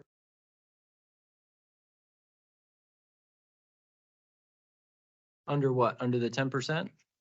So 10%, I think, is 97,000. Mhm. Proposing that to bring the road standard is 100. That's not up to standard. That's to accomplish the scope that's proposed, which wouldn't be the full standard, just Okay. incremental improvement. So yeah, he's proposing 100. We would have to waive bringing it up to the standard. Not necessarily. Requiring it to go up to the standard though. So option 2 allows a 10% incremental improvement. 10% would be 97,000, and the spreadsheet submitted proposes making 118,000, so more than 10% investment. Right. My fear in not bringing this forward to have it engineered and outlined is that because he's doing the work himself, I don't want him as the homeowner to end up stuck in the future that what portions of this would have been preferred as priority were not looked at, and therefore the bond doesn't get released because there's a back and forth over the work that was performed. Does that make sense? Yeah. But I okay, don't see where you're want to coming see from. the homeowner stuck with that back and forth as he's trying to move into what appears to be a very beautiful new home. Log home. And so I feel and I'm one of, many here, that it should go before the road agent for prioritization. What would you do of these things? Do you agree with the cost? And what would you do of these things with that amount? Right. Yeah, you want department heads to review the additional materials submitted. Yes, sir. Okay, I just need to clarify, are you proposing to spend 97 or 118, Well, it'll be about 118. I've already done, including that? yeah, Okay. I've already done a fair amount of work on it. Okay, But public will comment? this new information be enough for Mark to review into, work that's already been done and work that he proposed? Or does it need more itemized clarification? Yeah, that could be feedback Mark could provide. Based on other scope and fee that have been submitted, this is a similar level of detail. Okay. But I think there's certainly time before the next meeting that if Mark needed additional information, he could ask for clarification either about the work done or the work proposed. Are you thinking Mark is enough, or an Yeah, I would like to engineer table it engineer until needs he to look at it? looks too? I Yeah, feel that he I has the agree. expertise for it and could at least say of this, if you were to approach this, what 80% of this work would satisfy? And if he says he's satisfactory at all, then we need to consider his input. Yeah, and so the perspective of the road agent, and again, there is some additional materials. I don't think the proposed scope changed a lot. I think it was just more details More in detail. response to the comments. So the road agent, the fire chief, and the police chief, their comments in the beginning of the process were this whole road should meet the entire standard. This shouldn't be a candidate for incremental improvement. And so certainly they have additional details to review. I don't know if that will change their comment. But certainly giving them an opportunity to review the additional materials and the responses to their initial recommendations would be valuable, it sounds like. But we I'll should have, second that motion. well, we would have public comment before we make our motion. So is there any public comment? Yes, can you approach?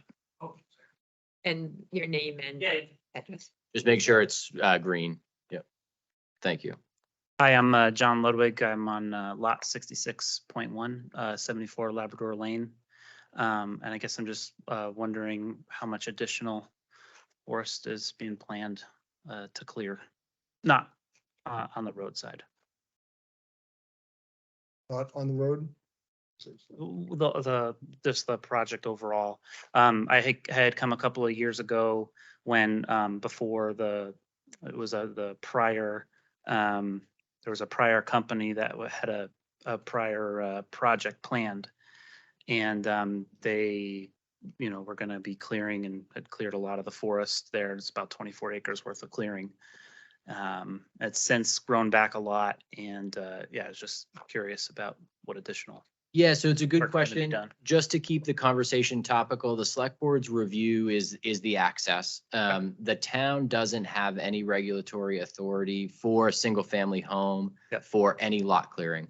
In a site plan review application, like was what was proposed before, the planning board does have some flexibility to require perimeter barriers or Right, it was a big vegetation. multi-building Right. project. And so the select board doesn't have that same authority on a single family home. But I would certainly recommend, like I tell all neighbors, certainly you two could talk about it offline, and he could share with you what he's preparing to clear, and you could let him know how that affects you. But the town doesn't have any ability or authority to be involved with clearing on a single family home. But it is just a single family home on the 24 It's a acre. single family home. That's just. I don't plan on, paying a lot, All right, putting some hiking paths in, things like that, but that's it. that's fine. Thank you. Thanks for being here. Any other public comment? How about online? Any public comment? Looks like not. I don't see any. So now we'll entertain a motion. Motion to table the issuance of or denial of a building permit on Holly Lane, lot map 270, lot 74, until further review by the road agent and comment on the full packet. Second. Roll call. Hardikoff, aye. Gibson, aye. Nantrick, aye. Happy LOI. Great. So what's the process after this? Like, do we have to come back before the planning board, planning committee again? Yeah, so I was actually gonna ask a similar question. With the two that you were looking for additional review by, are you looking to have just the department heads or also the planning board review it? So on the previous one, the planning board had recommended the additional scope and fee. On this one, with what was previously submitted, the planning board recommended approval. I don't know if maybe the Kelly Lane application should go back to the planning board to see if you were there, Joyce, so you might have a better perspective. I mean, everybody voted to accept his proposal.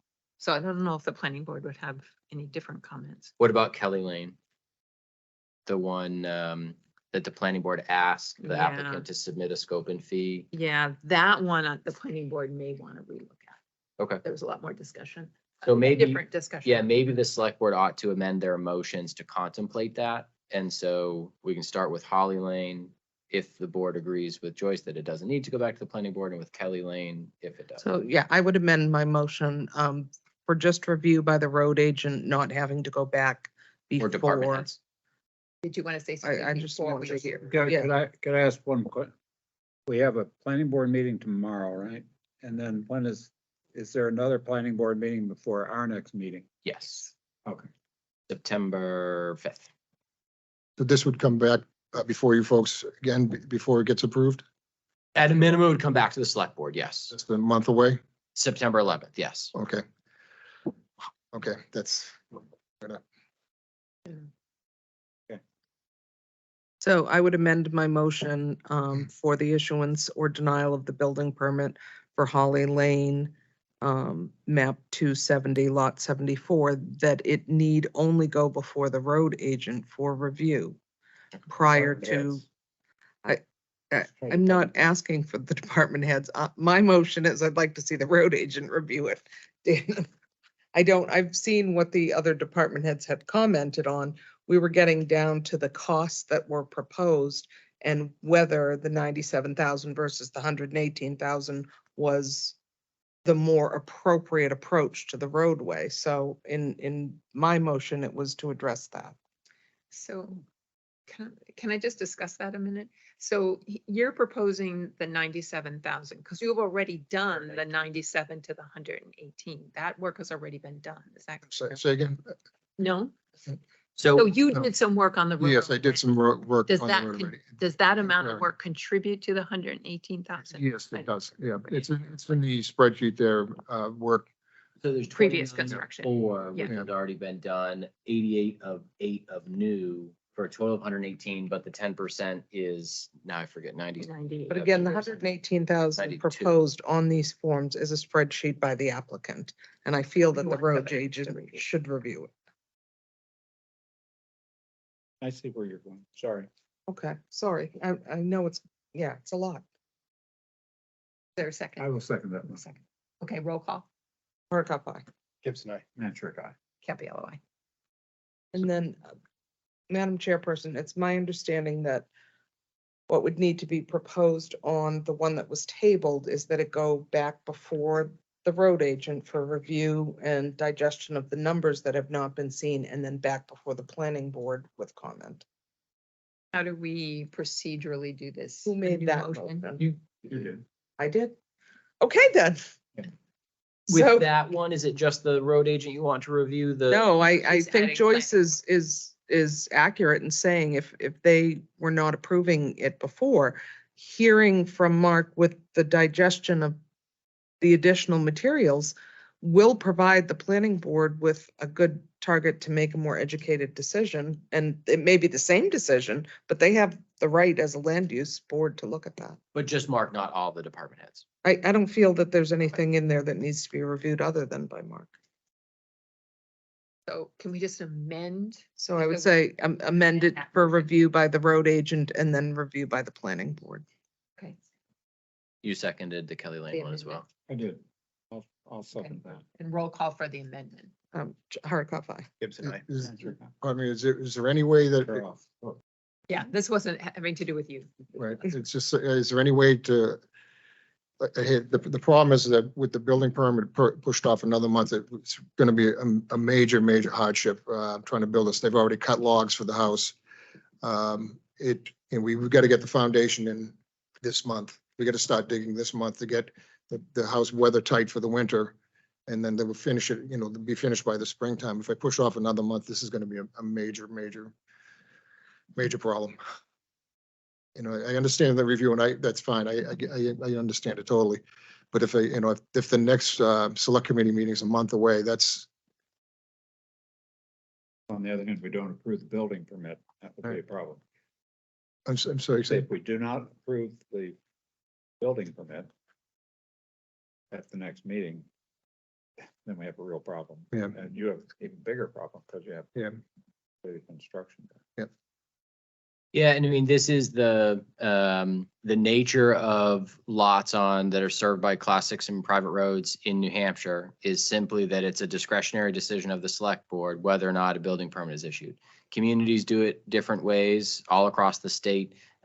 We recognize that there isn't enough transparency and, realtors aren't always upfront with that information when they're selling property on class 6 and private roads. And understanding that is certainly different. This board and this community has tried to demystify that process by establishing a policy that they try to follow. It's a complex policy. It takes a lot of time. It's being reviewed right now. There may be changes to it to try to further optimize it, but to try to maintain some consistency. And so it's not that any of us don't recognize or aren't sympathetic to the length of the process and the hardships that it take. But I think the select board want to make sure that they're making the right decision with the best information available, because it's their decision to make whether a building permit's issued. Understood. So it's not lack of sympathy. It's just trying to be consistent with the Yeah, policy. understood, State law. for sure. And thank you. We appreciate your time. Thank you. Thank you. Moving on to the consent agenda. Is there a motion to approve the consent agenda for August 14th as presented? I would make that motion, Madam Chairperson, to approve the consent agenda. Okay, and I'll Dan, I will second. second it. Roll call. Hardikoff, aye. Gibson, I. Mantrick, aye. Capello, aye. All right, so I would ask one question. I'm not saying we don't do it. Is there a reason why? Fire chief, is there a reason why we want a gasoline powered as opposed to a diesel powered? Proposal on the forest truck. Criteria says Fair question. gasoline. Is that green, Rick? Little ring around the bottom of Oh, the. yeah, it All is. right. So test. I think most of these vehicles now, they're turning out that the gasoline engine is more economical for us than the diesel. Interesting, okay. There's thought, some reliability issues, that sort of thing. I got a 2009 Ford ambulance with a diesel in it that I'll, I understand. All right, thank you. I think gasoline has a higher flash point, doesn't it, chief? Okay, just asking questions. All right, so we moved and seconded that. Let's move on to appointments. So for the Energy Committee, we have a vote for Matt Town. He was, this was on our agenda last time, so now we are ready to vote on that. Oh, Any motion, yep, discussion? motion to accept the application for an alternate for the Energy Committee for Mr. Town. Okay. Second that motion.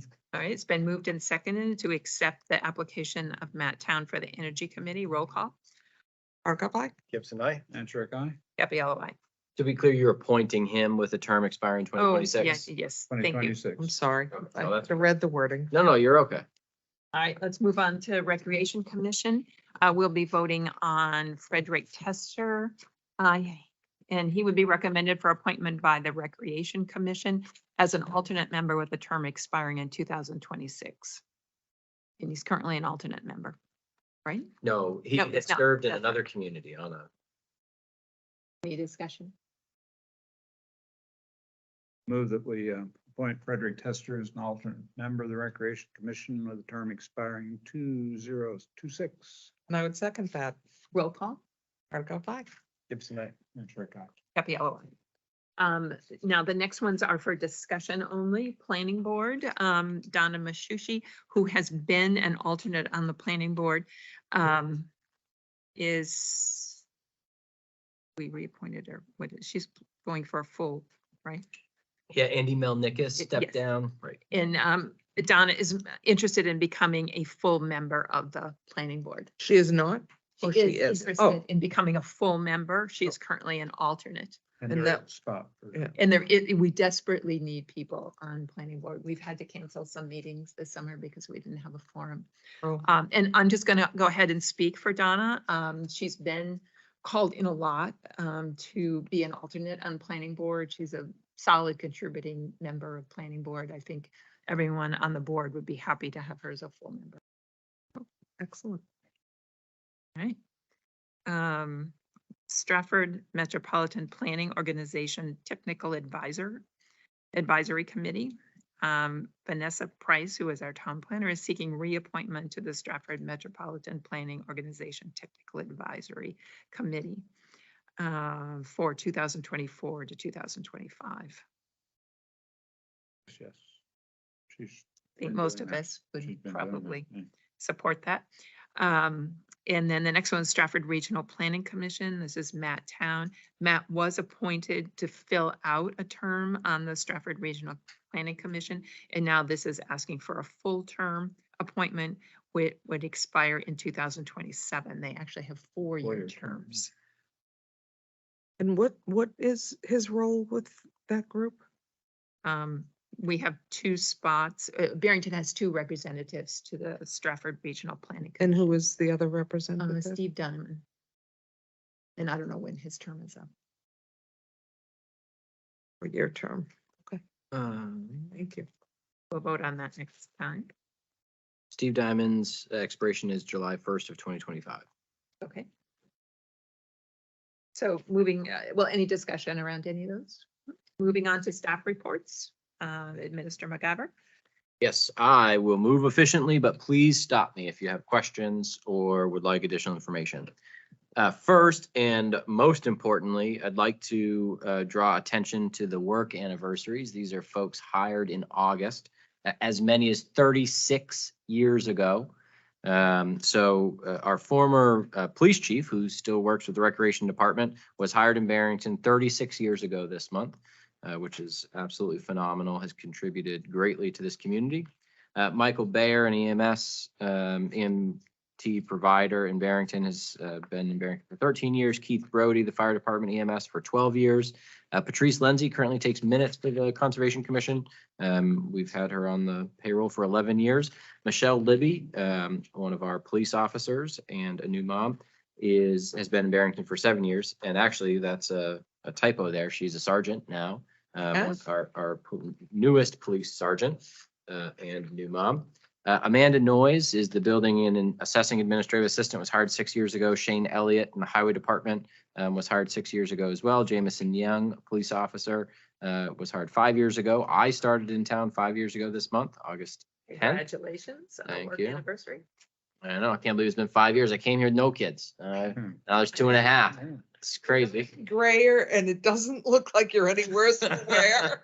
So thank you for your hard work. It's because it's And not you a too, stressful Keith. job at all, so. Piece of cake. Yeah, no, yeah. Walk in the park.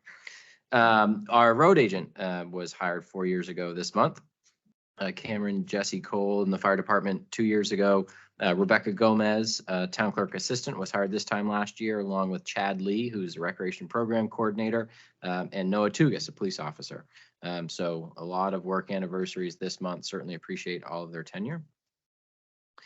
Training opportunities, there's a few training opportunities coming up, some of them in person, some of them with a virtual option also. If you would like to sign up, or you can certainly do it yourself, but if you need help, let us know. Next one, October 2nd meeting. So we shifted the budget process. We didn't shift it, we condensed it a little bit. And so the budget process will start on October 16th. And that leaves the October 2nd meeting available as a regular meeting, which is great. And so we'll meet on September 11th and we'll meet again on October 2nd. And I met with Joyce and we talked about the focus of this meeting and what I'd like the focus of this meeting to be is capital projects, funding capital projects, and looking ahead to the warrant.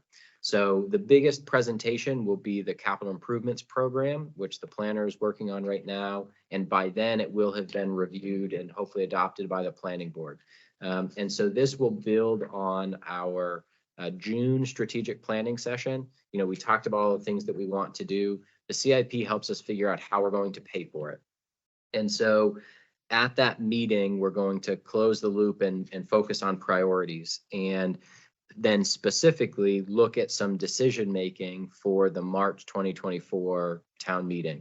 So this will be a great way to start out the budget process, thinking about those warrant articles of high dollar amount that the select board is interested in pursuing, so we can have that as a backdrop for the whole budget development process. One of the ones that we talked about only briefly tonight that the select board will need to make a decision about is the renovation of that current library space will cost money. And whether it has an elevator or not will cost money, whether there are other building or fire code implications will cost money. And the select board will need to decide where that money comes from. There's been conversation about adding it to the bond of the library. So residents are approving the whole thing. Hey, here's your library, here's your renovated community center space. There's talk about it's going to be a couple of years after a library passes. So go to the library 1 year and then come back in the second year or the third year with money to renovate the space. And so ultimately the select board will need to make that decision, because if they need to roll in the renovation costs to the bond, that will they'll need to know that going into the process. Not for discussion now, but as a teaser. So the priority of this meeting will be how and when to approach the town's identified priorities. The other one I wanted to talk about, we mentioned the library, the public safety building. So in talking with the police and fire chief, one of the things that they feel is important is gauging the support of voters for this proposal of a renovation or expansion at 774 Franklin Pierce Highway. And we talked about using ARPA funds to pay for the design and then taking a bond to voters in March. It seems like, although it's the select board's decision, it seems like the prevailing idea now is to put the design money as a separate warrant article to present to voters in March of 2024 as a way of gauging voter support for the project which would be valuable in the decision-making going forward. So that we don't spend couple $100,000 on a design to have it fail because residents don't like the idea of renovating or expanding the space that they have. And so that is the newest recommendation, but I'd like to make that final decision at the October meeting, discuss it further. And I'm putting this all out here now because certainly if you have questions or need additional information to be prepared to make decisions here, let us know and we can get that by then. Did you have something, Tracy? The expansion of our public safety, didn't we have an estimated amount or number for that project? We did. We had a preliminary, but it wasn't, it was a very preliminary. What we Okay. asked CMA engineers to do was a feasibility of, is it possible structurally Okay, to do this? understood. They Thank you. came back and said, yes, you could, $2.3 million to $3 million, you could do something Okay. like this. But what the budget committee said when we had that information is the budget committee recommended to the select board that the project be fully designed before it be brought to voters, because they didn't feel like with a project of that scope, voters could support a design build approach, that they would want to see what they're actually getting. A community center. Okay, what are we thinking about a community center? How do we want to pursue that? Property in Barrington's Town Center, which we'll talk more about tonight, but we'll continue the conversation in October. The dam repairs and replacements, bridge and culvert repair and replacements, road reconstructions and upgrades. These are all in the CIP, will be in the CIP. We'll talk about it more then. If you need information or have questions ahead of time, let us know so we can have a productive meeting in October. Next item, Highway Transfer Collective Bargaining Unit. So there was an election on August 1st where the new collective bargaining unit elected to have AFSCME Council 93 be their exclusive representatives. And so that was recently certified. And you know, in the coming months, we'll start working on an initial contract with the recently formed union. So there will be more updates on that, but just information sharing right now. We were just talking about this, the public safety building renovation expansion. Again, we'll talk more about on October 2nd. Master plan survey, the housing chapter. So we've already had, I think, close to 100, if not more than 100 by now, responses to the survey that was put together by the housing master plan chapter update committee, of which we have 2 select board members on this process, which is fantastic, and the zoning board chair and a planning board member. So the URL to take the survey is tinyurl.com/BARMP23. And so residents are encouraged to take that survey, provide input. And then there's also a forum on September 30th, which is a Saturday in the morning from 8:30 to noon, to further provide input on that update to the housing chapter of the town's master plan.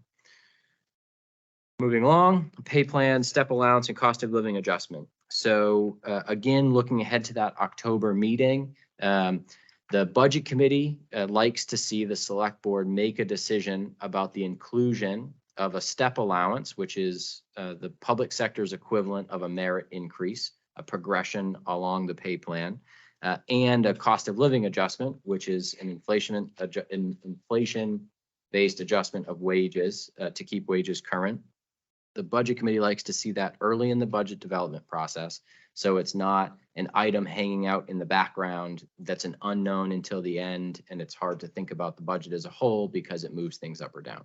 The select board has been amenable to that in the past, and so I'm targeting the October 2nd date to hopefully make a decision about that. I've let you know in here that right now I'm building the initial budget proposal around including an allowance for a step increase. And the early projections look like a 3% cost of living is supported by the data, both CPI and the anticipated Social Security cost of living adjustment. And so much smaller than in recent years, which hopefully means inflation continues to slow down. But that will be a select board decision. Tracy has already sent a couple of questions, some data points that she'd like to see in making that decision. And so I hope to have the data that Tracy has requested by the September meeting, not to make a decision in September, but to make sure you all have the information you'd like. You'd all obviously will get that information. Yeah, can you also have a timeline of when the compensation increases have occurred as well? Yes, it's always the first April of the first Monday in April of the year. So the last 2 Aprils Mhm. we've done, was there a cost of living increase last year? Yeah, it's a good question. I'll give a timeline. I can give a timeline. There wasn't last year because we did a new pay plan. So the whole pay plan was reset in September of 2022 based on the wage study. And that was corrected both for the labor market, but also for inflation. And so there wasn't technically a cost of living, although a large portion of that increase was likely due to inflation. Yeah. And then the year before that, there was a cost of living, and the year before that, but 4 years ago, it was another wage study. Sometimes the wage studies catch this. Exactly, and that's what their it did. annual increase. And so what I'm using, and you'll see it in the supporting data, but the data I'm tracking for cost of living looks at when that wage study was issued, which was September of 2022. So that's the start date that I'm looking at for CPI values to compare current CPI values back to that snapshot in time, which times pretty well. You know, the Social Security cost of living is issued on a calendar year, but they announce it in October. And so that kind of flows nice as using that as a data point as well. And I had requested that we see from 2018 to 2023, the year-over-year dollar amount payroll change, the percentage from year to year increase overall, and any FTE increases that we've seen, full-time equivalencies for each of those 5 years. Will the new collective bargaining arrangement have something in place prior to this and separate from this, or? Yeah, so it will be separate than this, right? So that's what that means. Until we start negotiating the first contract, it will be unclear. So I suspect the select board's perspective will be similar to the police collective bargaining agreement, which is that we're a town of employees, both union and not, and we treat everybody the same. We do a wage study, we have a pay plan, it applies to everybody. And so I would expect the select board would advocate for maintaining a commitment to the data that was collected last year. But through negotiations, that could change, but it's up to the select board. In that same regard of wanting things to be equitable, Mhm. right? It's hard to, in good faith, I mean, I operate in good faith anyway, but will the collective unit return that Right. when they negotiate? Right. And certainly, hopefully, right? We don't know until we sit down to discuss it. What we've done, what we have in the police collective bargaining agreement is provisions that say we'll provide a step increase and a cost of living provided to, you know, other non-union employees. And so it's tied to the same decision making. And obviously, all of it is tied to the decisions of the voters in March. So all of it's dependent on that. Okay, so yes, please let me know if you'd like additional information. I'll try to turn around the data as soon as possible so that you can, if you have follow-up questions, you can ask that. In your packet, you have a copy of the second quarter financial analysis. I'm glad to report that we are tracking with expenditures as expected and revenues above projections, which is where we want to be. There's really nothing of significance to highlight. Last couple of years, we had a few expenditure categories which were out of the ordinary, but this year we're tracking almost perfectly on average and as expected. And similar with revenue, we have seen an uptick in revenue from interest and penalties on delinquent taxes. Remember, we talked about how that delinquency rate is starting to tick back up. It dove off a cliff during COVID. Everybody chose COVID to pay their taxes, which is weird. That wasn't unique to Barrington. But we're starting to see that reach pre-pandemic, about 8% delinquency. And so, yeah, nothing major to report there. We're looking good. The fund balance was higher than we projected as well. Yes, yeah. So we'll talk a lot more about fund balance, but yes, Yes, we have more fund balance, unassigned fund balance at our disposal than we anticipated during budget development for 2023. And so that will be a tool for the select board to consider going into the 2024 town meeting season, and how that's used or proposed to be used. And we'll certainly be able to meet our obligation that we propose to residents in offsetting those capital reserve contributions that were proposed to be from unassigned or from the tax rate. And we'll be able to pay for a lot of those out of unassigned fund balance, more so than expected. But we'll make that decision when it comes time to set the tax rate, October, November timeframe. Okay, the NHMA CTAP grant coaching program. This is really exciting. Only a handful of communities were selected across the state to participate in this pilot program from NHMA. They provide grant coaches for the multitude of federal grants, direct federal grants that exist right now. And I'll tell you that just the $1.5 million grant that's direct federal funding, it's so overwhelming. The amount of hoops that they require you to jump through, it's insane. And we don't have a team of people dedicated every day to grant writing and meeting grant agreement requirements and all the rest. This pilot program is geared towards communities like Barrington, where they provide a resource, somebody that you can call, somebody that coaches you through the process. They don't do the work for you, but somebody that understands federal grants can help match project proposals that you have with grant dollars that are available, the timelines, how you present it, how you meet the criteria after it's awarded, et cetera. And so primarily the finance administrator and I will be the primary work performers in this grant program, and we'll be selecting projects. So once we get underway, we'll bring updates to the select board and talk about what we want to pursue and how. But I'm excited at the opportunity to continue last year's $2.3 million in grants, offsetting resident property taxes. I'm excited to continue that, regardless of how daunting the hundreds of pages you have to read and digest for each grant. And you talk to these federal representatives from these agencies, and it just feels like you're talking to someone on a different planet sometimes. Yeah, well, they know And- their stuff. They Yeah. know their stuff. They Yeah. want you to know their stuff. Yeah, some of that. Okay, Well, thanks It's for doing that. exciting, yeah. Really good for the town to be putting forth those grants. I appreciate that. Yeah, I'm excited. Did that show up on Facebook at all or any of our news feeds? Well, yes, we'll need to. Okay. We'll wait until we have more information. I'd like to know what we're going to pursue.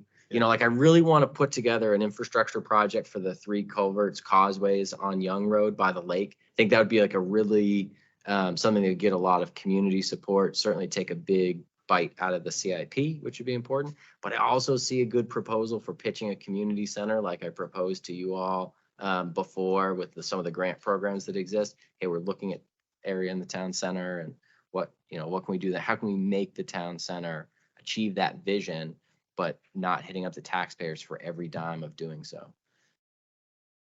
Make sure that you're updating the essential position functions of both your job and hers to include this. Right.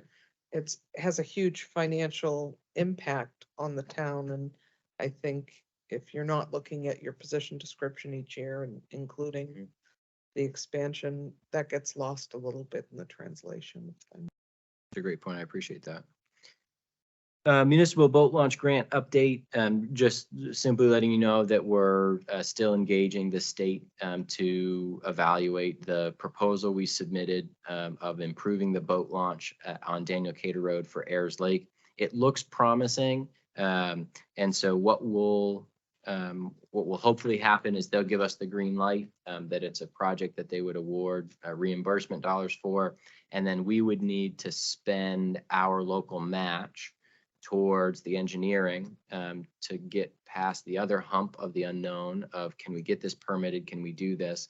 And that would be at the town's risk. And so just putting that on your radar, we're still progressing forward, but hopefully in September, I'll come to you with hey, I'd like to spend this $33,000. This is where I'd like it to come from. And this is how reasonably confident I am that it'll be successful. very exciting. I included the flyer here. So the third of 4 concerts in the town center is happening on this Thursday, followed by a fireworks show put on by the Best of Barrington, which is a spin-off of the Tricentennial Committee with the goal to continue events year over year. And so they have funds available. They're performing a fireworks show after the concert, which is 6 to 8 in the town center. And the select board and the land use office will also have a tent and a table at this event to engage with residents about the town center and the housing master plan chapter update.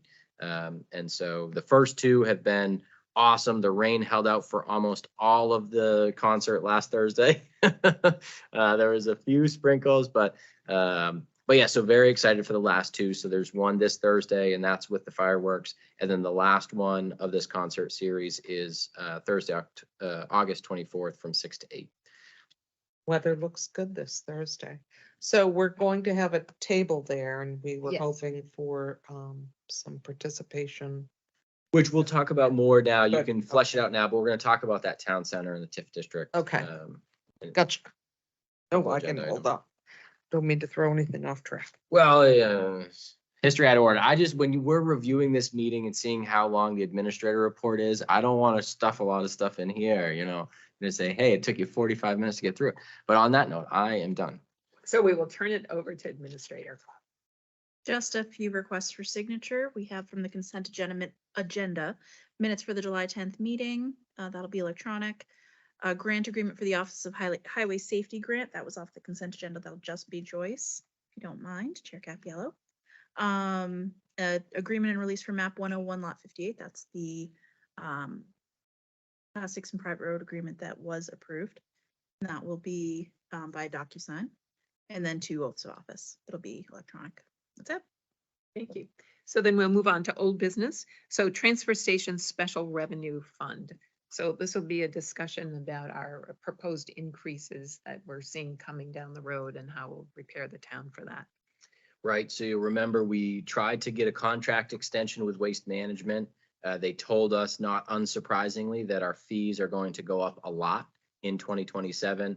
We asked them to basically amortize that increase starting as soon as this year and extend the contract out. They came back with a proposal that, I think I put the numbers in here. It was a 12% increase this year, 30% next year, 33% the next year, 39% the next year. It was crazy. And so in December of this year, or in January of this year, the select board said, yeah, thanks, but no thanks. We have a really good sweetheart deal in the contract we have now. We'll keep it. We'll meet the terms of this existing contract and we'll see it through to 2026. But we talked about at the time that we knew that it wasn't going to be just that easy, because we need to start preparing for 2027.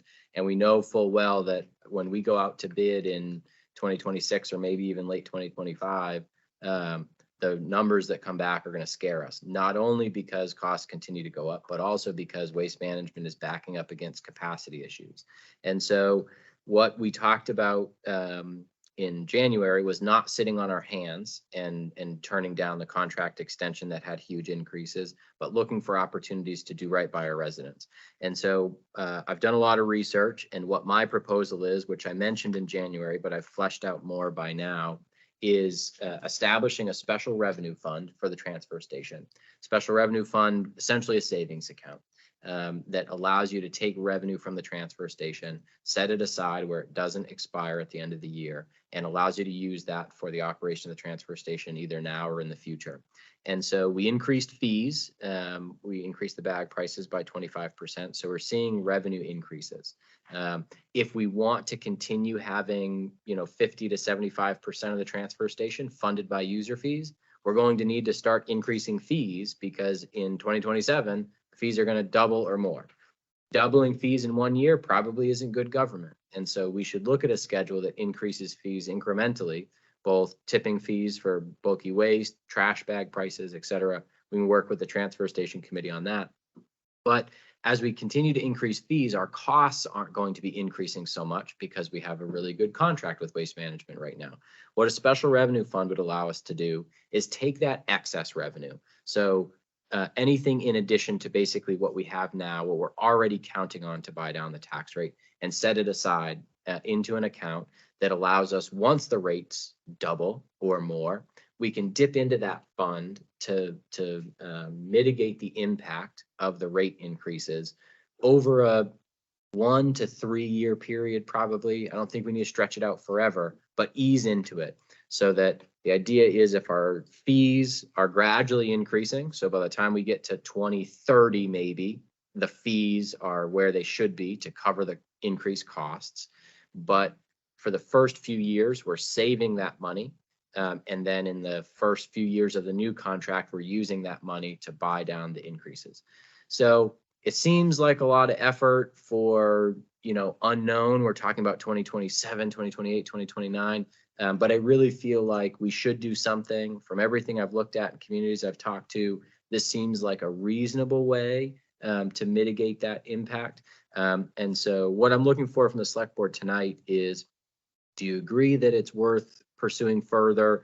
And if so, we'll look to March of 2024, and I'll use your, head nod tonight to put the work into preparing these 6 paragraphs into 2 sentences or whatever it's going to take to explain to residents so that they could vote on something in March. So let me know what you think. Does the warrant have to specifically specify this use, or would it have the option of going towards capital investments and other things? Great question. So the statute, which is RSA 3195C, allows special revenue funds for certain purposes. And so we don't even have a purpose like we would with a capital reserve. It's already dictated in the statute. And so the purpose that we would be using it under is the operations of a transfer station recycling center. And so it could be used for capital projects, and the money we set aside in there could be used for capital projects or operational costs. Good question. This is a nodding yes. Yeah. Okay. Yes. Okay. Definitely. Yeah. Pursue this. And so we'll talk about it a few more times, and I'll be especially interested in your all's perspective of how to package this up and explain it to residents. I mean, it feels a little funny, and even felt funny writing this out, and Joyce has seen some of it, but put some numbers to start creating graphs and stuff. It feels a little funny to tell residents, hey, we're going to raise your prices now and set that money aside and use it in 5 years. And if residents understand it and don't think that's a good idea, by all means, that's government as it should work. But if they don't understand it, if we can't explain it appropriately enough, and they say no in that case, then I'll feel like we should have done more. So help me with the messaging as we move the process forward, so that we can, and we'll engage the Transfer Station Recycling Center Committee and probably get out at the transfer station as March approaches to explain it to folks and stuff. But more to come on that. Thank you. All right, so the planning board sign ordinance review recommendations. We all know that we've been instructed by the town to review our zoning on signage. The planning board is considering or will start that process at the next meeting. And we're asked to review the current sign ordinance, and any recommendations, send that on to Vanessa so it could be presented at planning board. But during the review process, the building department recommended that we authorize non-enforcement of certain provisions of the existing sign ordinance. Do you want to flesh that out for us a little bit? Right, so there's basically just 2 specific provisions of the sign ordinance that either it seems inconsistent with the general intent of the sign ordinance, or relates to utilization, which wasn't contemplated in the current ordinance. And so something like a graduation sign, for example. So there's nothing in our sign ordinance that contemplates the very seemingly appropriate practice of, hey, look, you've got a graduate and here's a temporary sign. And so what the building department has recommended is that non-enforcement of temporary signs that are less than 6 square feet in the road right of way, which do not present a hazard, graduation signs, for example. So this would be, there are still gates on this. There are still lines in the sand. We can't be huge. It can't be a hazard. But right now, as the sign ordinance is written, it says that no sign can be in the road right away, which sometimes is 10, 15, 20 feet from the edge of the road into somebody's property. And so, yeah, you put a graduation sign out, that's an immediate violation. It doesn't seem the intent of the sign ordinance. They don't intend to go, issue violations for folks that their kid just graduated high school and there's a sign out in front of the property. But looking for non-enforcement direction from the select board on that. The second one would be permanently installed mailbox attachments that are less than 6 square feet and in the road right away, which do not present a hazard.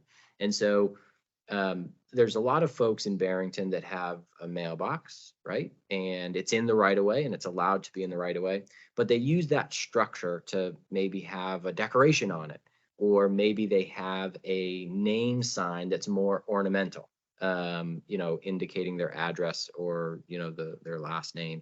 And so the existing zoning ordinance as it relates to signs doesn't seem to contemplate that specifically. And it talks about not having any signs in the right of way. And so it seems inconsistent with the intent of the sign ordinance that somebody couldn't have, something small attached to their mailbox post that isn't causing any problems and isn't any more dangerous than the mailbox post itself. And so it isn't certain that the planning board will recommend amendments to the sign ordinance that would change these specific provisions. But we'd like to give the planning board a chance to review that specifically and consider proposing amendments to residents. But in the meantime, decide unilaterally not to enforce those specific provisions. And so, yeah, it's just those two. Those are that's the specific language. You want a motion on that tonight, or you want? I would, yeah, if you feel ready. I mean, we've talked about it. We've talked about it before, not that specific language, but in general. But certainly, if you needed more information or more time, we could come back in September. It's up to you all. I would feel comfortable making that. So I'm motion. gonna clarify, business signs that go up, they look like a graduation sign, but they're business signs and we see them pop up all the time. And They Yeah, don't that's a always good go down clarification. Yeah, at the same rate that graduation signs go down. and so I think what the building department would like to see is the planning board and ultimately residents come up with a specific language that contemplates that.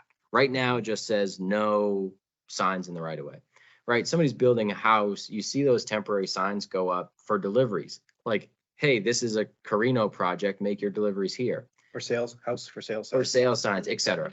Fine. And so the planning board needs to design language that draws a clear line. Instead of just saying nothing can go here, draws a clear line of what it is.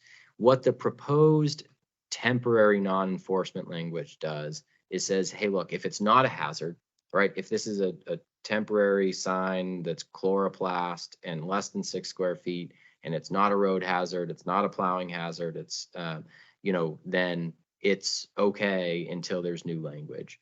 And so to your point about business signs, like if somebody says, hey, I just sprayed this mosquito shield, for instance, that would fall in the same non-enforcement category as long as it's less than 6 square feet and doesn't present a hazard.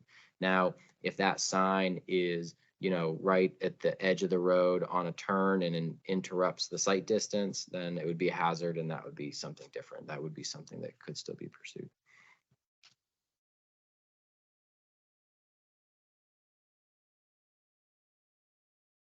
I would make a motion to support the building department recommendation and to authorize non-enforcement of certain provisions as outlined in 1 through 5 on the TA's report to the select board, allowing for certain provisions of the existing sign ordinance as presented in the report. I can second all of that. Can you repeat it real quick, please, Dana? Exactly. Tiffany call. gets us. Tiffany gets us. She's like, I got you. Roll call. Hardikoff, aye. Gibson, aye. And trick eye. Gabriella, aye. Moving on, town center, lot for sale in the TIF district reevaluation discussion.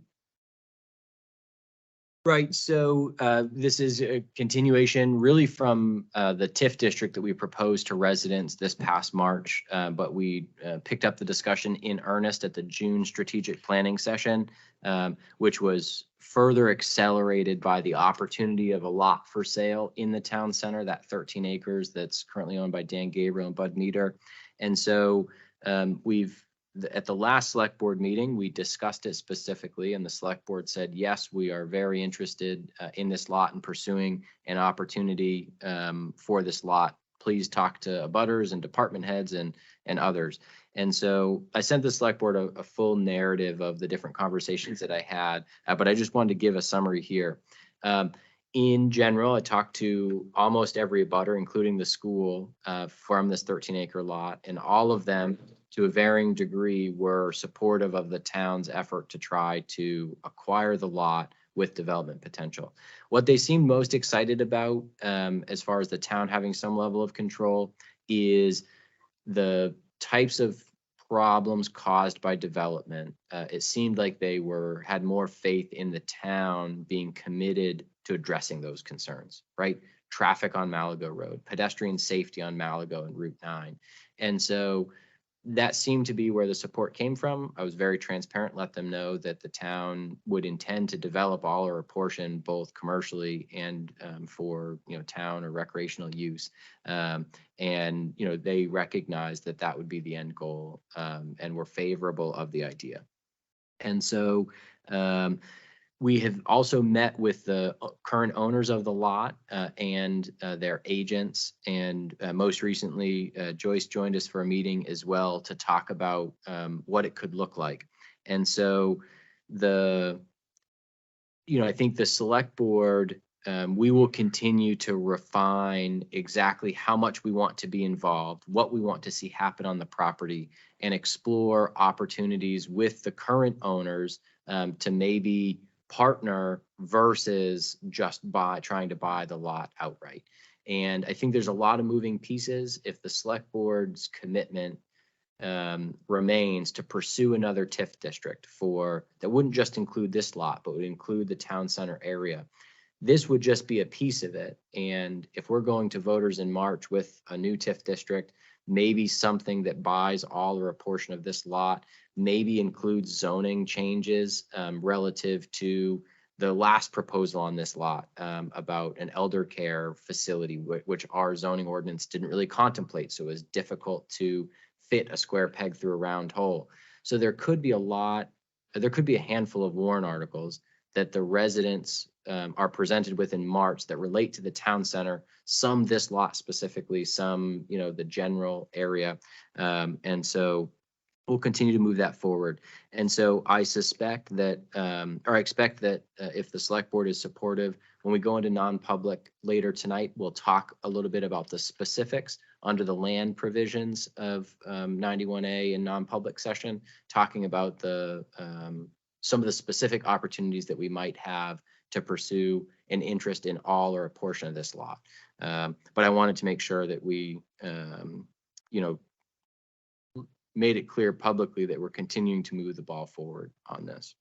In other news regarding the town center, the former Barrington Urgent Care, which is adjacent to the veterinary clinic, is going on the market soon. I don't know if I've seen it listed. They're in the process of listing it. It's vacant and they'll be listing it. I talked to the broker last week and really had 2 points of the conversation. One, I wanted to let him know the select board's interest in the town center and establishing that vision so that he could understand how the zoning is established for the lot if he's starting to look at tenants. And I also wanted to talk to him about access between those 2 buildings out to the land that exists behind Christmas Dove. In 2007, there was a visioning map drawn up that showed those kind of frontage roads, which take the development, instead of being perfectly centered around 9 and 25, offset. So you get out of the congestion.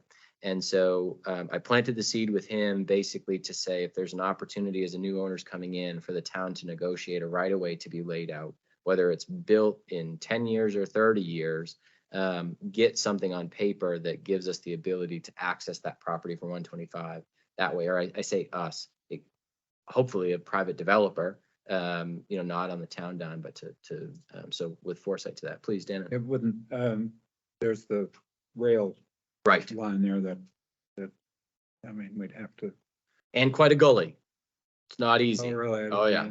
Yeah. Be like a Yeah, bridge. that's right. Yeah, Yeah, no question. It wouldn't be easy, but there's a lot of development potential for sure.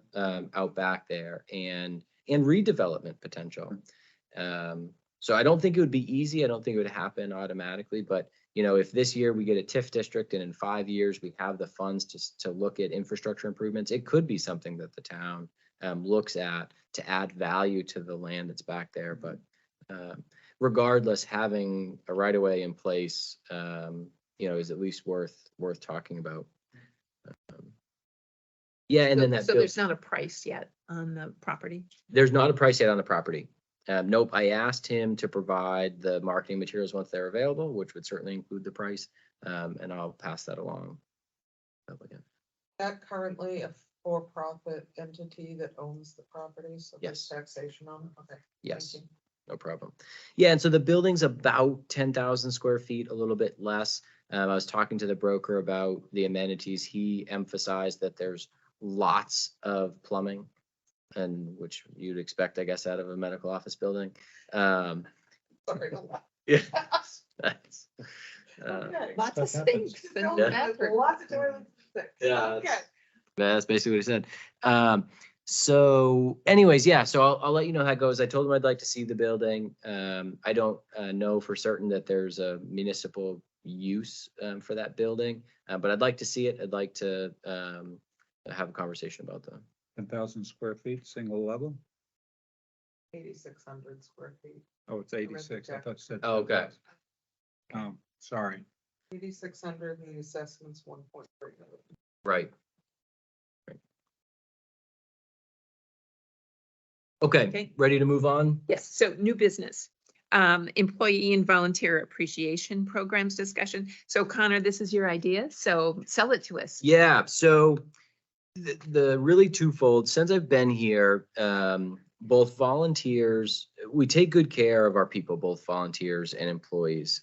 Volunteers especially, I feel like there's a gap between the sense of community that could exist with our variety of citizen volunteers, and maybe even some easy steps to foster that sense of community even more. In some communities, they do like all boards meetings to try to bring everybody together and under a common topic or theme for a year. But I think that there's steps that we could take to build on what already exists, that we're already doing as maybe employee engagement events and otherwise, to bring in our citizen volunteers and really make sure that they feel part of the team for the countless hours that they're giving and the care that they have for the community. Because whether it's a select board or all the way down to the Trails Committee and Recreation Commission, these are the people in the community that are steering the ship. And so building camaraderie and community there is important. Similarly, on the employee side, there are some simple things that we could do that we're not doing, which I think would be helpful. Longevity recognition and gifts for employees, looking at employee recognition at the select board level for, going above and beyond, not necessarily employee of the year, but just opportunities to call out residents. Some of these things won't cost much, if anything. Some of them would have a cost component. But anyway, so that's the big picture idea. What I've proposed specifically for both employees and volunteers, I have spelled out. So annual awards for employees. So it doesn't have to be an award like an employee of the year, but an opportunity that encourages supervisors and coworkers to call out and recognize employees for their exceptional behavior. And I think at the select board level, bringing that to the select board for recognition at a meeting annually is the appropriate venue, and a simple thing that we could do. The employee tenure recognition. So, we have benefit changes that happen at certain stages of an employee's tenure. So 5, 10, 15 years. It's basically mostly earned time. The accrual changes, they get more time off.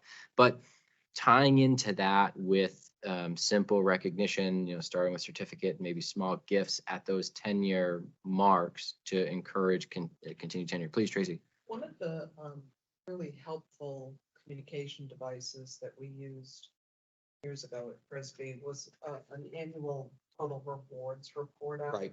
And we don't do that here. We do. We do. have for 2 Okay. years now, So right? we're showing our Mhm. employees, here's the total rewards package. Right.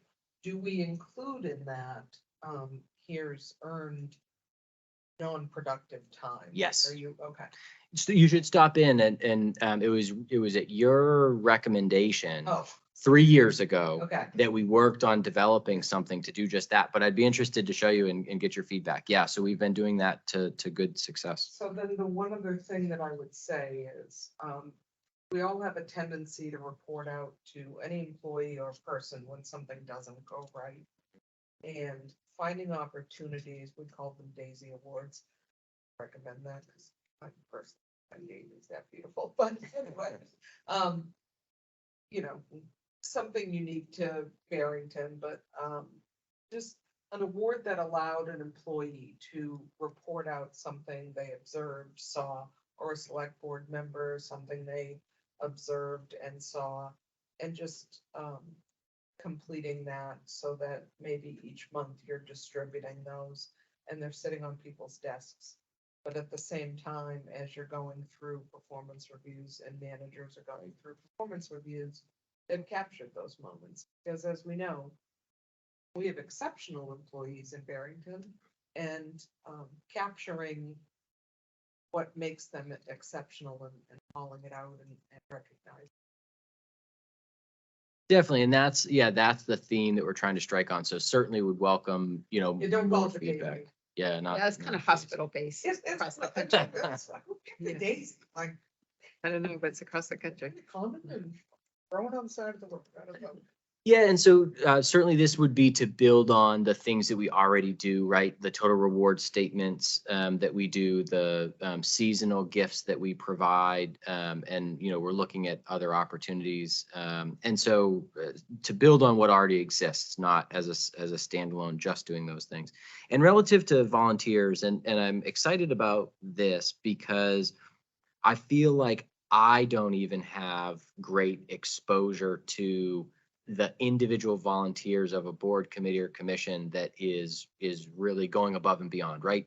We don't do performance evaluations that I review for all of our citizen volunteers, but I'd like to have an opportunity for, a board chair or somebody, the staff representative, to call out those exceptional volunteers that are going above and beyond and doing great work for the community. And so I've established a little bit more of a proposed formal process for this, where there's a volunteer recognition application that anybody can fill out anytime, that coincides, the annual cycle would coincide with like the March election. So the last select board meeting in February, which is usually a quiet time in between deliberative session and town meeting vote. We would take an opportunity, and maybe it's the whole select board meeting. Maybe we eventually turn it into reception. I don't know, but we focus on awarding volunteers based on the feedback that we get in and develop that sense of appreciation and community among them. And so that's the volunteer annual awards. I also, which I think it was Tiffany, like a year ago probably, when I brought up this idea, and I don't know if it's corny or a good one. I won't be offended if you think it's a terrible idea. But we have so much wall space here, and I'm picturing how great would it be if a resident could walk into the town hall, and on one of the huge walls that we have is a wall of our volunteers of the boards, committees, and commissions. That doesn't have to be pictures, but like there's an area of the Conservation Commission, and it lists the Conservation Commission members' names, and you come in and you see, wait, Tracy's my neighbor. I didn't know she was the chair of the zoning board. That's really great. I want to, I want to get involved, but just the current snapshot of our governance and volunteer representatives on the different board committees and commissions. And so, what do you think of that idea? Tracy doesn't like it. Tracy and Tiffany don't like it. Please. I think it's a lot to maintain. Yeah. I think it's a lot to, I appreciate the thought behind it. I think it's a lot to maintain. It And would be. And it's a lot of moving parts, and it's, biannual appointments and 4-year appointments, and I think it's a lot. In reference to recognizing volunteers, Right. how about a page in the book that we put out each year? And I know that you list people that are currently volunteering in those capacities, but if there's going to be recognition for someone who's really gone above and beyond and outstanding and serving on 4 different committees with their volunteer time, get their picture in there and ask them why they're doing it. And that little write-up will encourage more people to want. Right. One way you could recognize. I recognize the upkeep that this volunteer wall would take, right? But- Thinking of you. But it's work that we're doing anyways, right? So like we have to do it for the town report. Like we have to keep track of this stuff. And I don't know, maybe you're of the perspective that juice isn't worth the squeeze, but I'm thinking like there are members, like we just appointed, Frederick Tester to the Recreation Commission. I haven't met him yet. His neighbors, he's new to the community, his neighbors might not have met him yet, but imagine if they come through, oh, I just met him. He's on the Recreation Commission. That's awesome. I want to talk to him about Recreation Commission stuff. I feel like the juice could be worth the squeeze, but So how could we do this electronically? What, it would be so much easier to maintain. So on your desk. But that you have doesn't pictures decorate of our the walls. kids I that really like keep, Madam going. Chairperson, Electronic. on that. there might be something electronic, and then we can look at the pictures of everybody that's on a board. well, now you want us to take their pictures. That's a lot of work, No. Joyce. Okay, no, for feedback heard. We'll workshop that one. And then tenure recognition. So this is another weird idea, but for me to sell to you, how cool would it be that you serve 2 terms on a board committee and commission in Barrington and you get a t-shirt? It's got to be burgundy, Barrington burgundy, gold lettering. Maybe on the back it says like I give back, or it says like volunteer, and maybe it's got the seal on it, but something like you see somebody wearing that shirt, or when we do our roadside cleanup, like people aren't cares, but like, hey, they're volunteer in the community, and I want to talk to them about their volunteer service. Please, Tracy. I am of the opinion that most people volunteer because they want to better their community. And I think you're also proposing a whole lot of work. If Right? You're gonna customize a t-shirt. Well, not custom. Yeah, Maybe just everybody one would get the t-shirt. same Yeah, t-shirt, everybody right? get the same t-shirt. I think it's very nice. If you were gonna do something for me, I'd say, hey, how about we plant a tree? Pick a place and we'll plant.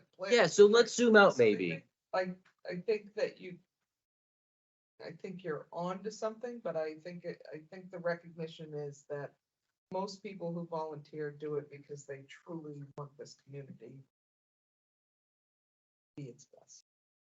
Yeah, so if we zoom out, do you feel, do the 4 of you right now, do you feel like we should be doing more to recognize or appreciate our volunteers? And I'm not saying that if you say no, then you're saying, oh, I don't care about them. I didn't mean to phrase it that way. I think we do it better at different times than others. Like, for instance, I thought the committee that did the tricentennial, Mhm. yeah, they did an amazing job, but I also think that we did a really good job of each time seeing the committee and recognizing, I mean, they put their heart and soul into that entire year.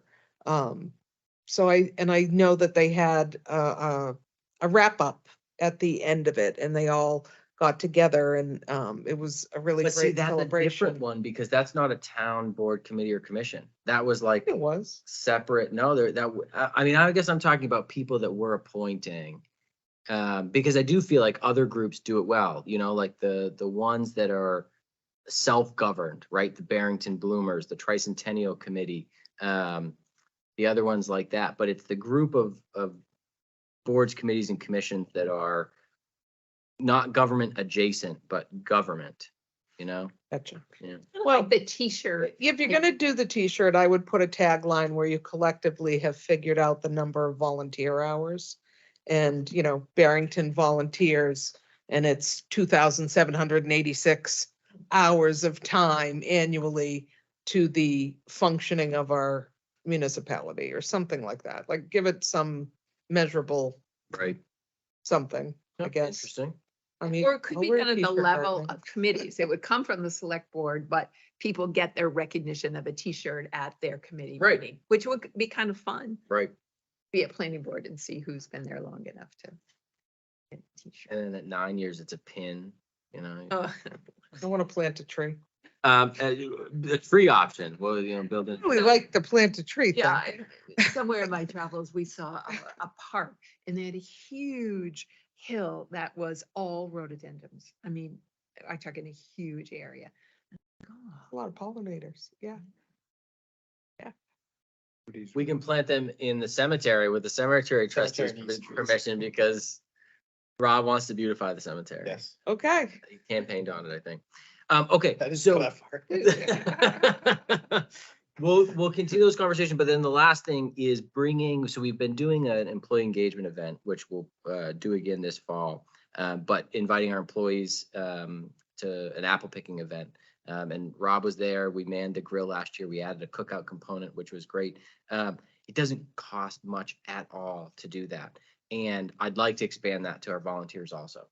So anybody that is affiliated with the town of Barrington, come, bring your family, pick apples, hang out under the tent, you know, of crafts. Rob and I will cook for you. No, you're gonna have to be there. I Rob. heard that. I'll be there. Heard that. So anyways, yeah, that's the last piece of that. What's the date on that? Did you pick a? Not date? yet, no date Okay. yet. All righty. Yeah, but we'll get your date. So yeah, I'm planting the seed. Please let me know, continue the feedback train, and we'll find the right balance of appreciating and recognizing our employees and volunteers with the work and effort that it takes to do so, to make sure that we get the scales balanced. Thank you for the feedback. all right. The look All right. it's given me. Moving on, tax deeding discussion. So we have a few tax liens and tax deeding that we will be discussing, and we will discuss the specifics of those in non-public. Right, I will just point out publicly, I did the math. This time in 2019, there were 43 properties on the proverbial chopping block for being deeded, which means they have outstanding tax balance from 3 or more years. And we have 17 on the list, Well, that's which is good. tremendous. I think it A goes- huge decrease, yeah. goes back to the people paying their taxes during COVID, but a lot of the people on this list, the tax collector is in contact with and expects that they'll come in and pay off their balance prior to deeding. So hopefully our deed list will be very short. Correct me if I'm wrong, last year we deeded one property and it was the land only piece of property. And so, yeah, hopefully That's that great. trend continues. It's one of the worst parts of our job. I'm sure. But the shorter the list is, the easier job. So that's great. The Thank you. amounts, the amounts are quite low. That's good. No question. So moving on Positive. to select board member reports and concerns. Tracy Hardikoff, we'll start with you. So the ZBA has, I don't think this has happened since I joined the ZBA, but we have no meeting in August. Our last meeting, there was an approval of 2 variances, one of which you had presented to you tonight. And let's see, I am on the, gotta get it right, Master Plan Housing Committee. And we have been pushing on social media the survey, which is, I think, where a lot of the 110 participants have come from. Right. So we often hear from residents of Barrington that they would like to have more impact on how things are planned. And so I would encourage every resident to take the survey for housing and talk about what they'd like to see in the future of Barrington. I think that's it. Okay, thank you. Um, Conservation Commission met last Thursday, August 10th. They were going over capital improvement project priorities for 2024 through 34. There were no cases from the planning board that they had to review, so they went to old business and discussed various things such as Richardson Dam and town forest and wetland buffer project and a variety of other things.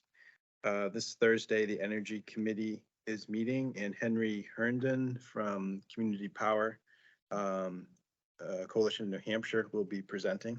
So That's exciting. yeah, it'll be an important meeting. If anyone has any questions for Henry, he's a wealth of knowledge. That meeting starts at 7, so I can man the table at 6 Oh, with okay, you. great. And then just get over to the Energy Committee. Thanks, Rob. Everyone's made their own report, so I don't have much to report. Transfer Station Committee opted or changed their meeting, so tomorrow I have the school board and the planning session for the library, and then next Monday is the transfer station, so yes. About the contracts, and the ABC will start meeting in October. Thank you. Planning board, we had several requests to delay. The Young Road hearing will be scheduled for September 5th. Elfmaid withdrew their request for storage containers across from their store on the Christmas Dove side of Route 9. The Wetland Classification System Committee continues to meet. They're doing a case study to look at how their criteria could work or not work. We held the public hearing on the proposed subdivision regulations, so that's moving along nicely. The planning board discussed impact fees, and the group was very interested in impact fees. They have to be for a specific project, so, more to come, but if you want to just a pulse of the room. Do we not have was positive. impact fees currently? Like, have they, Yes, because the middle school one was paid off. so it has ceased to exist, It and ceased if you're to building a exist. house right now, you're not paying an impact fee? Right. Interesting, okay.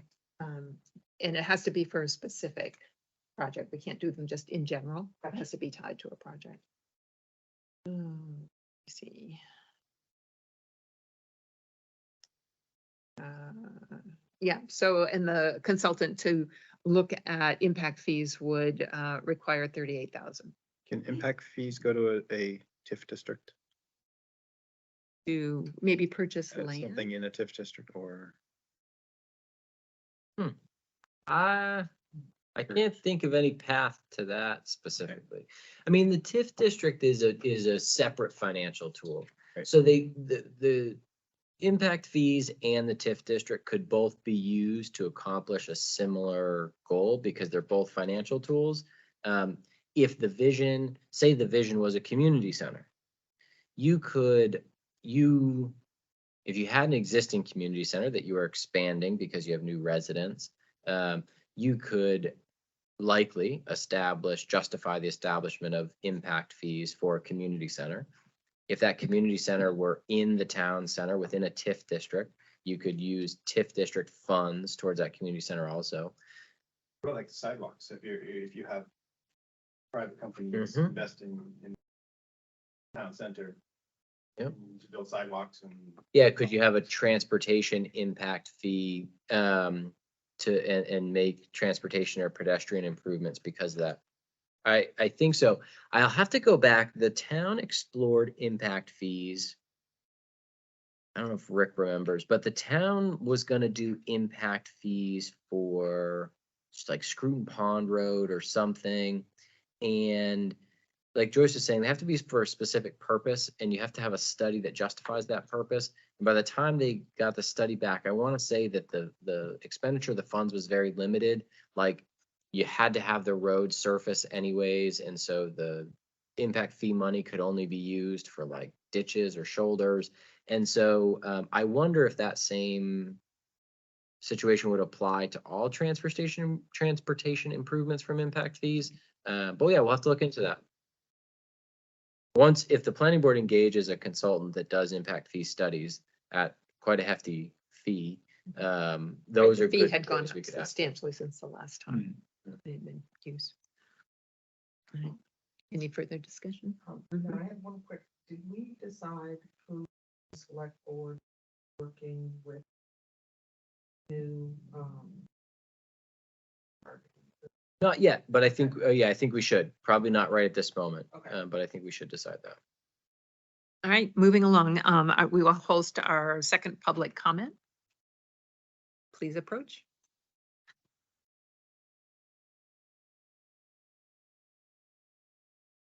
Mine's on. Have any color in them now? Oh, mine's on. Is yours green, Joe? Is yours green, Susan? Just black. What do you- Okay.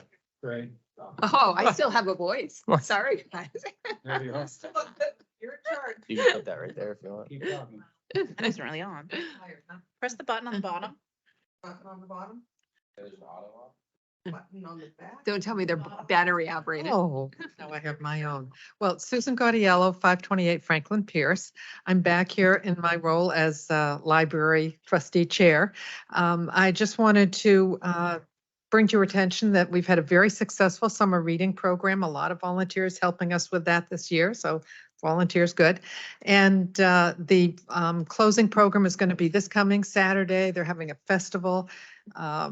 And I think bouncy house and face painting and things like that. So I want to also publicly thank the First Seacoast Bank, which has again very generously supported our summer reading program financially again this year. So Awesome. if you follow the Facebook page or if you look at, you see weekly notices coming out from the library with what's going on this week. A lot's been going on.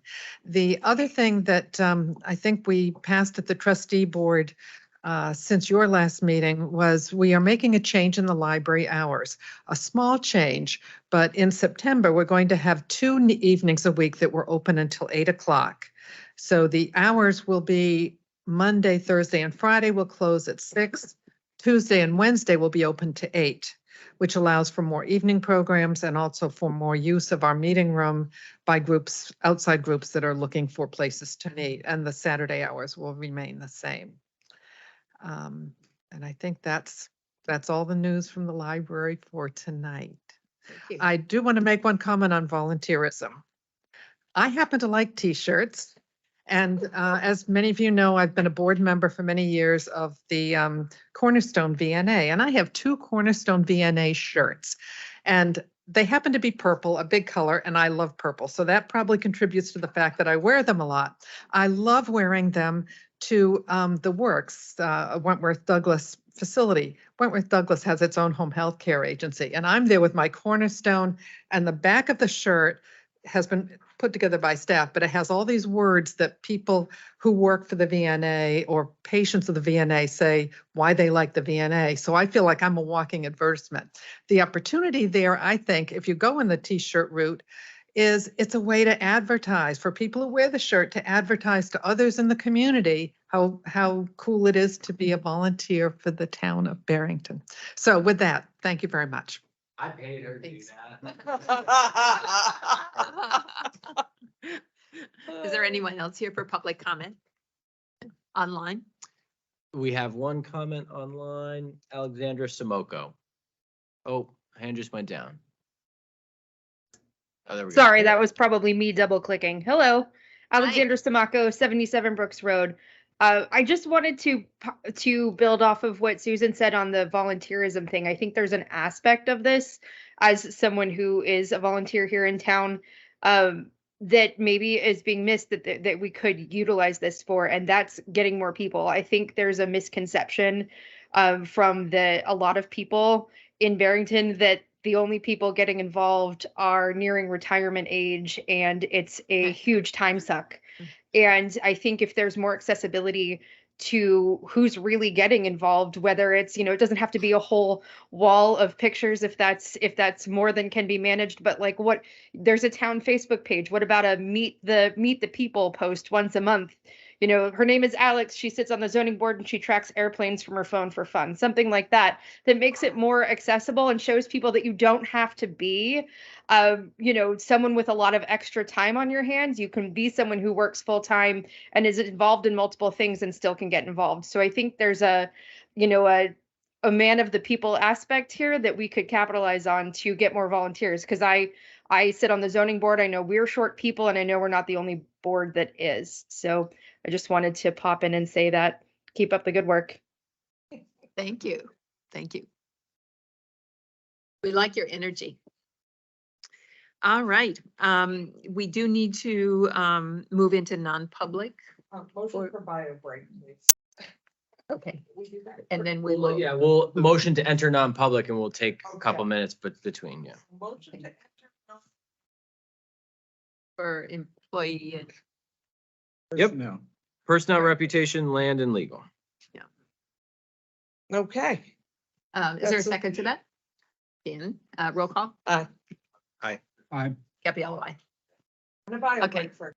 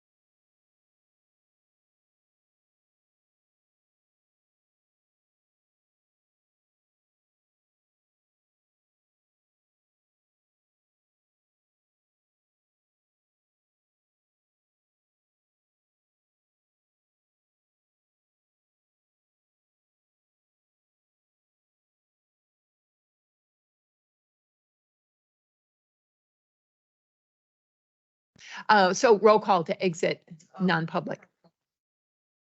Sure. Capiello, aye. We are now back into the meeting. I will entertain a motion to adjourn. Dan? Motion to Seal, minutes, for a period of 6 months from date that the minutes. A second? Second. Okay, roll call. Hardikoff, aye. Yes. Capiello, aye. And now I will entertain a motion to adjourn. At 10:54 PM. Motion adjourned. Right? Okay. Okay. Trick, no? Capiello, aye. This meeting is adjourned. That's-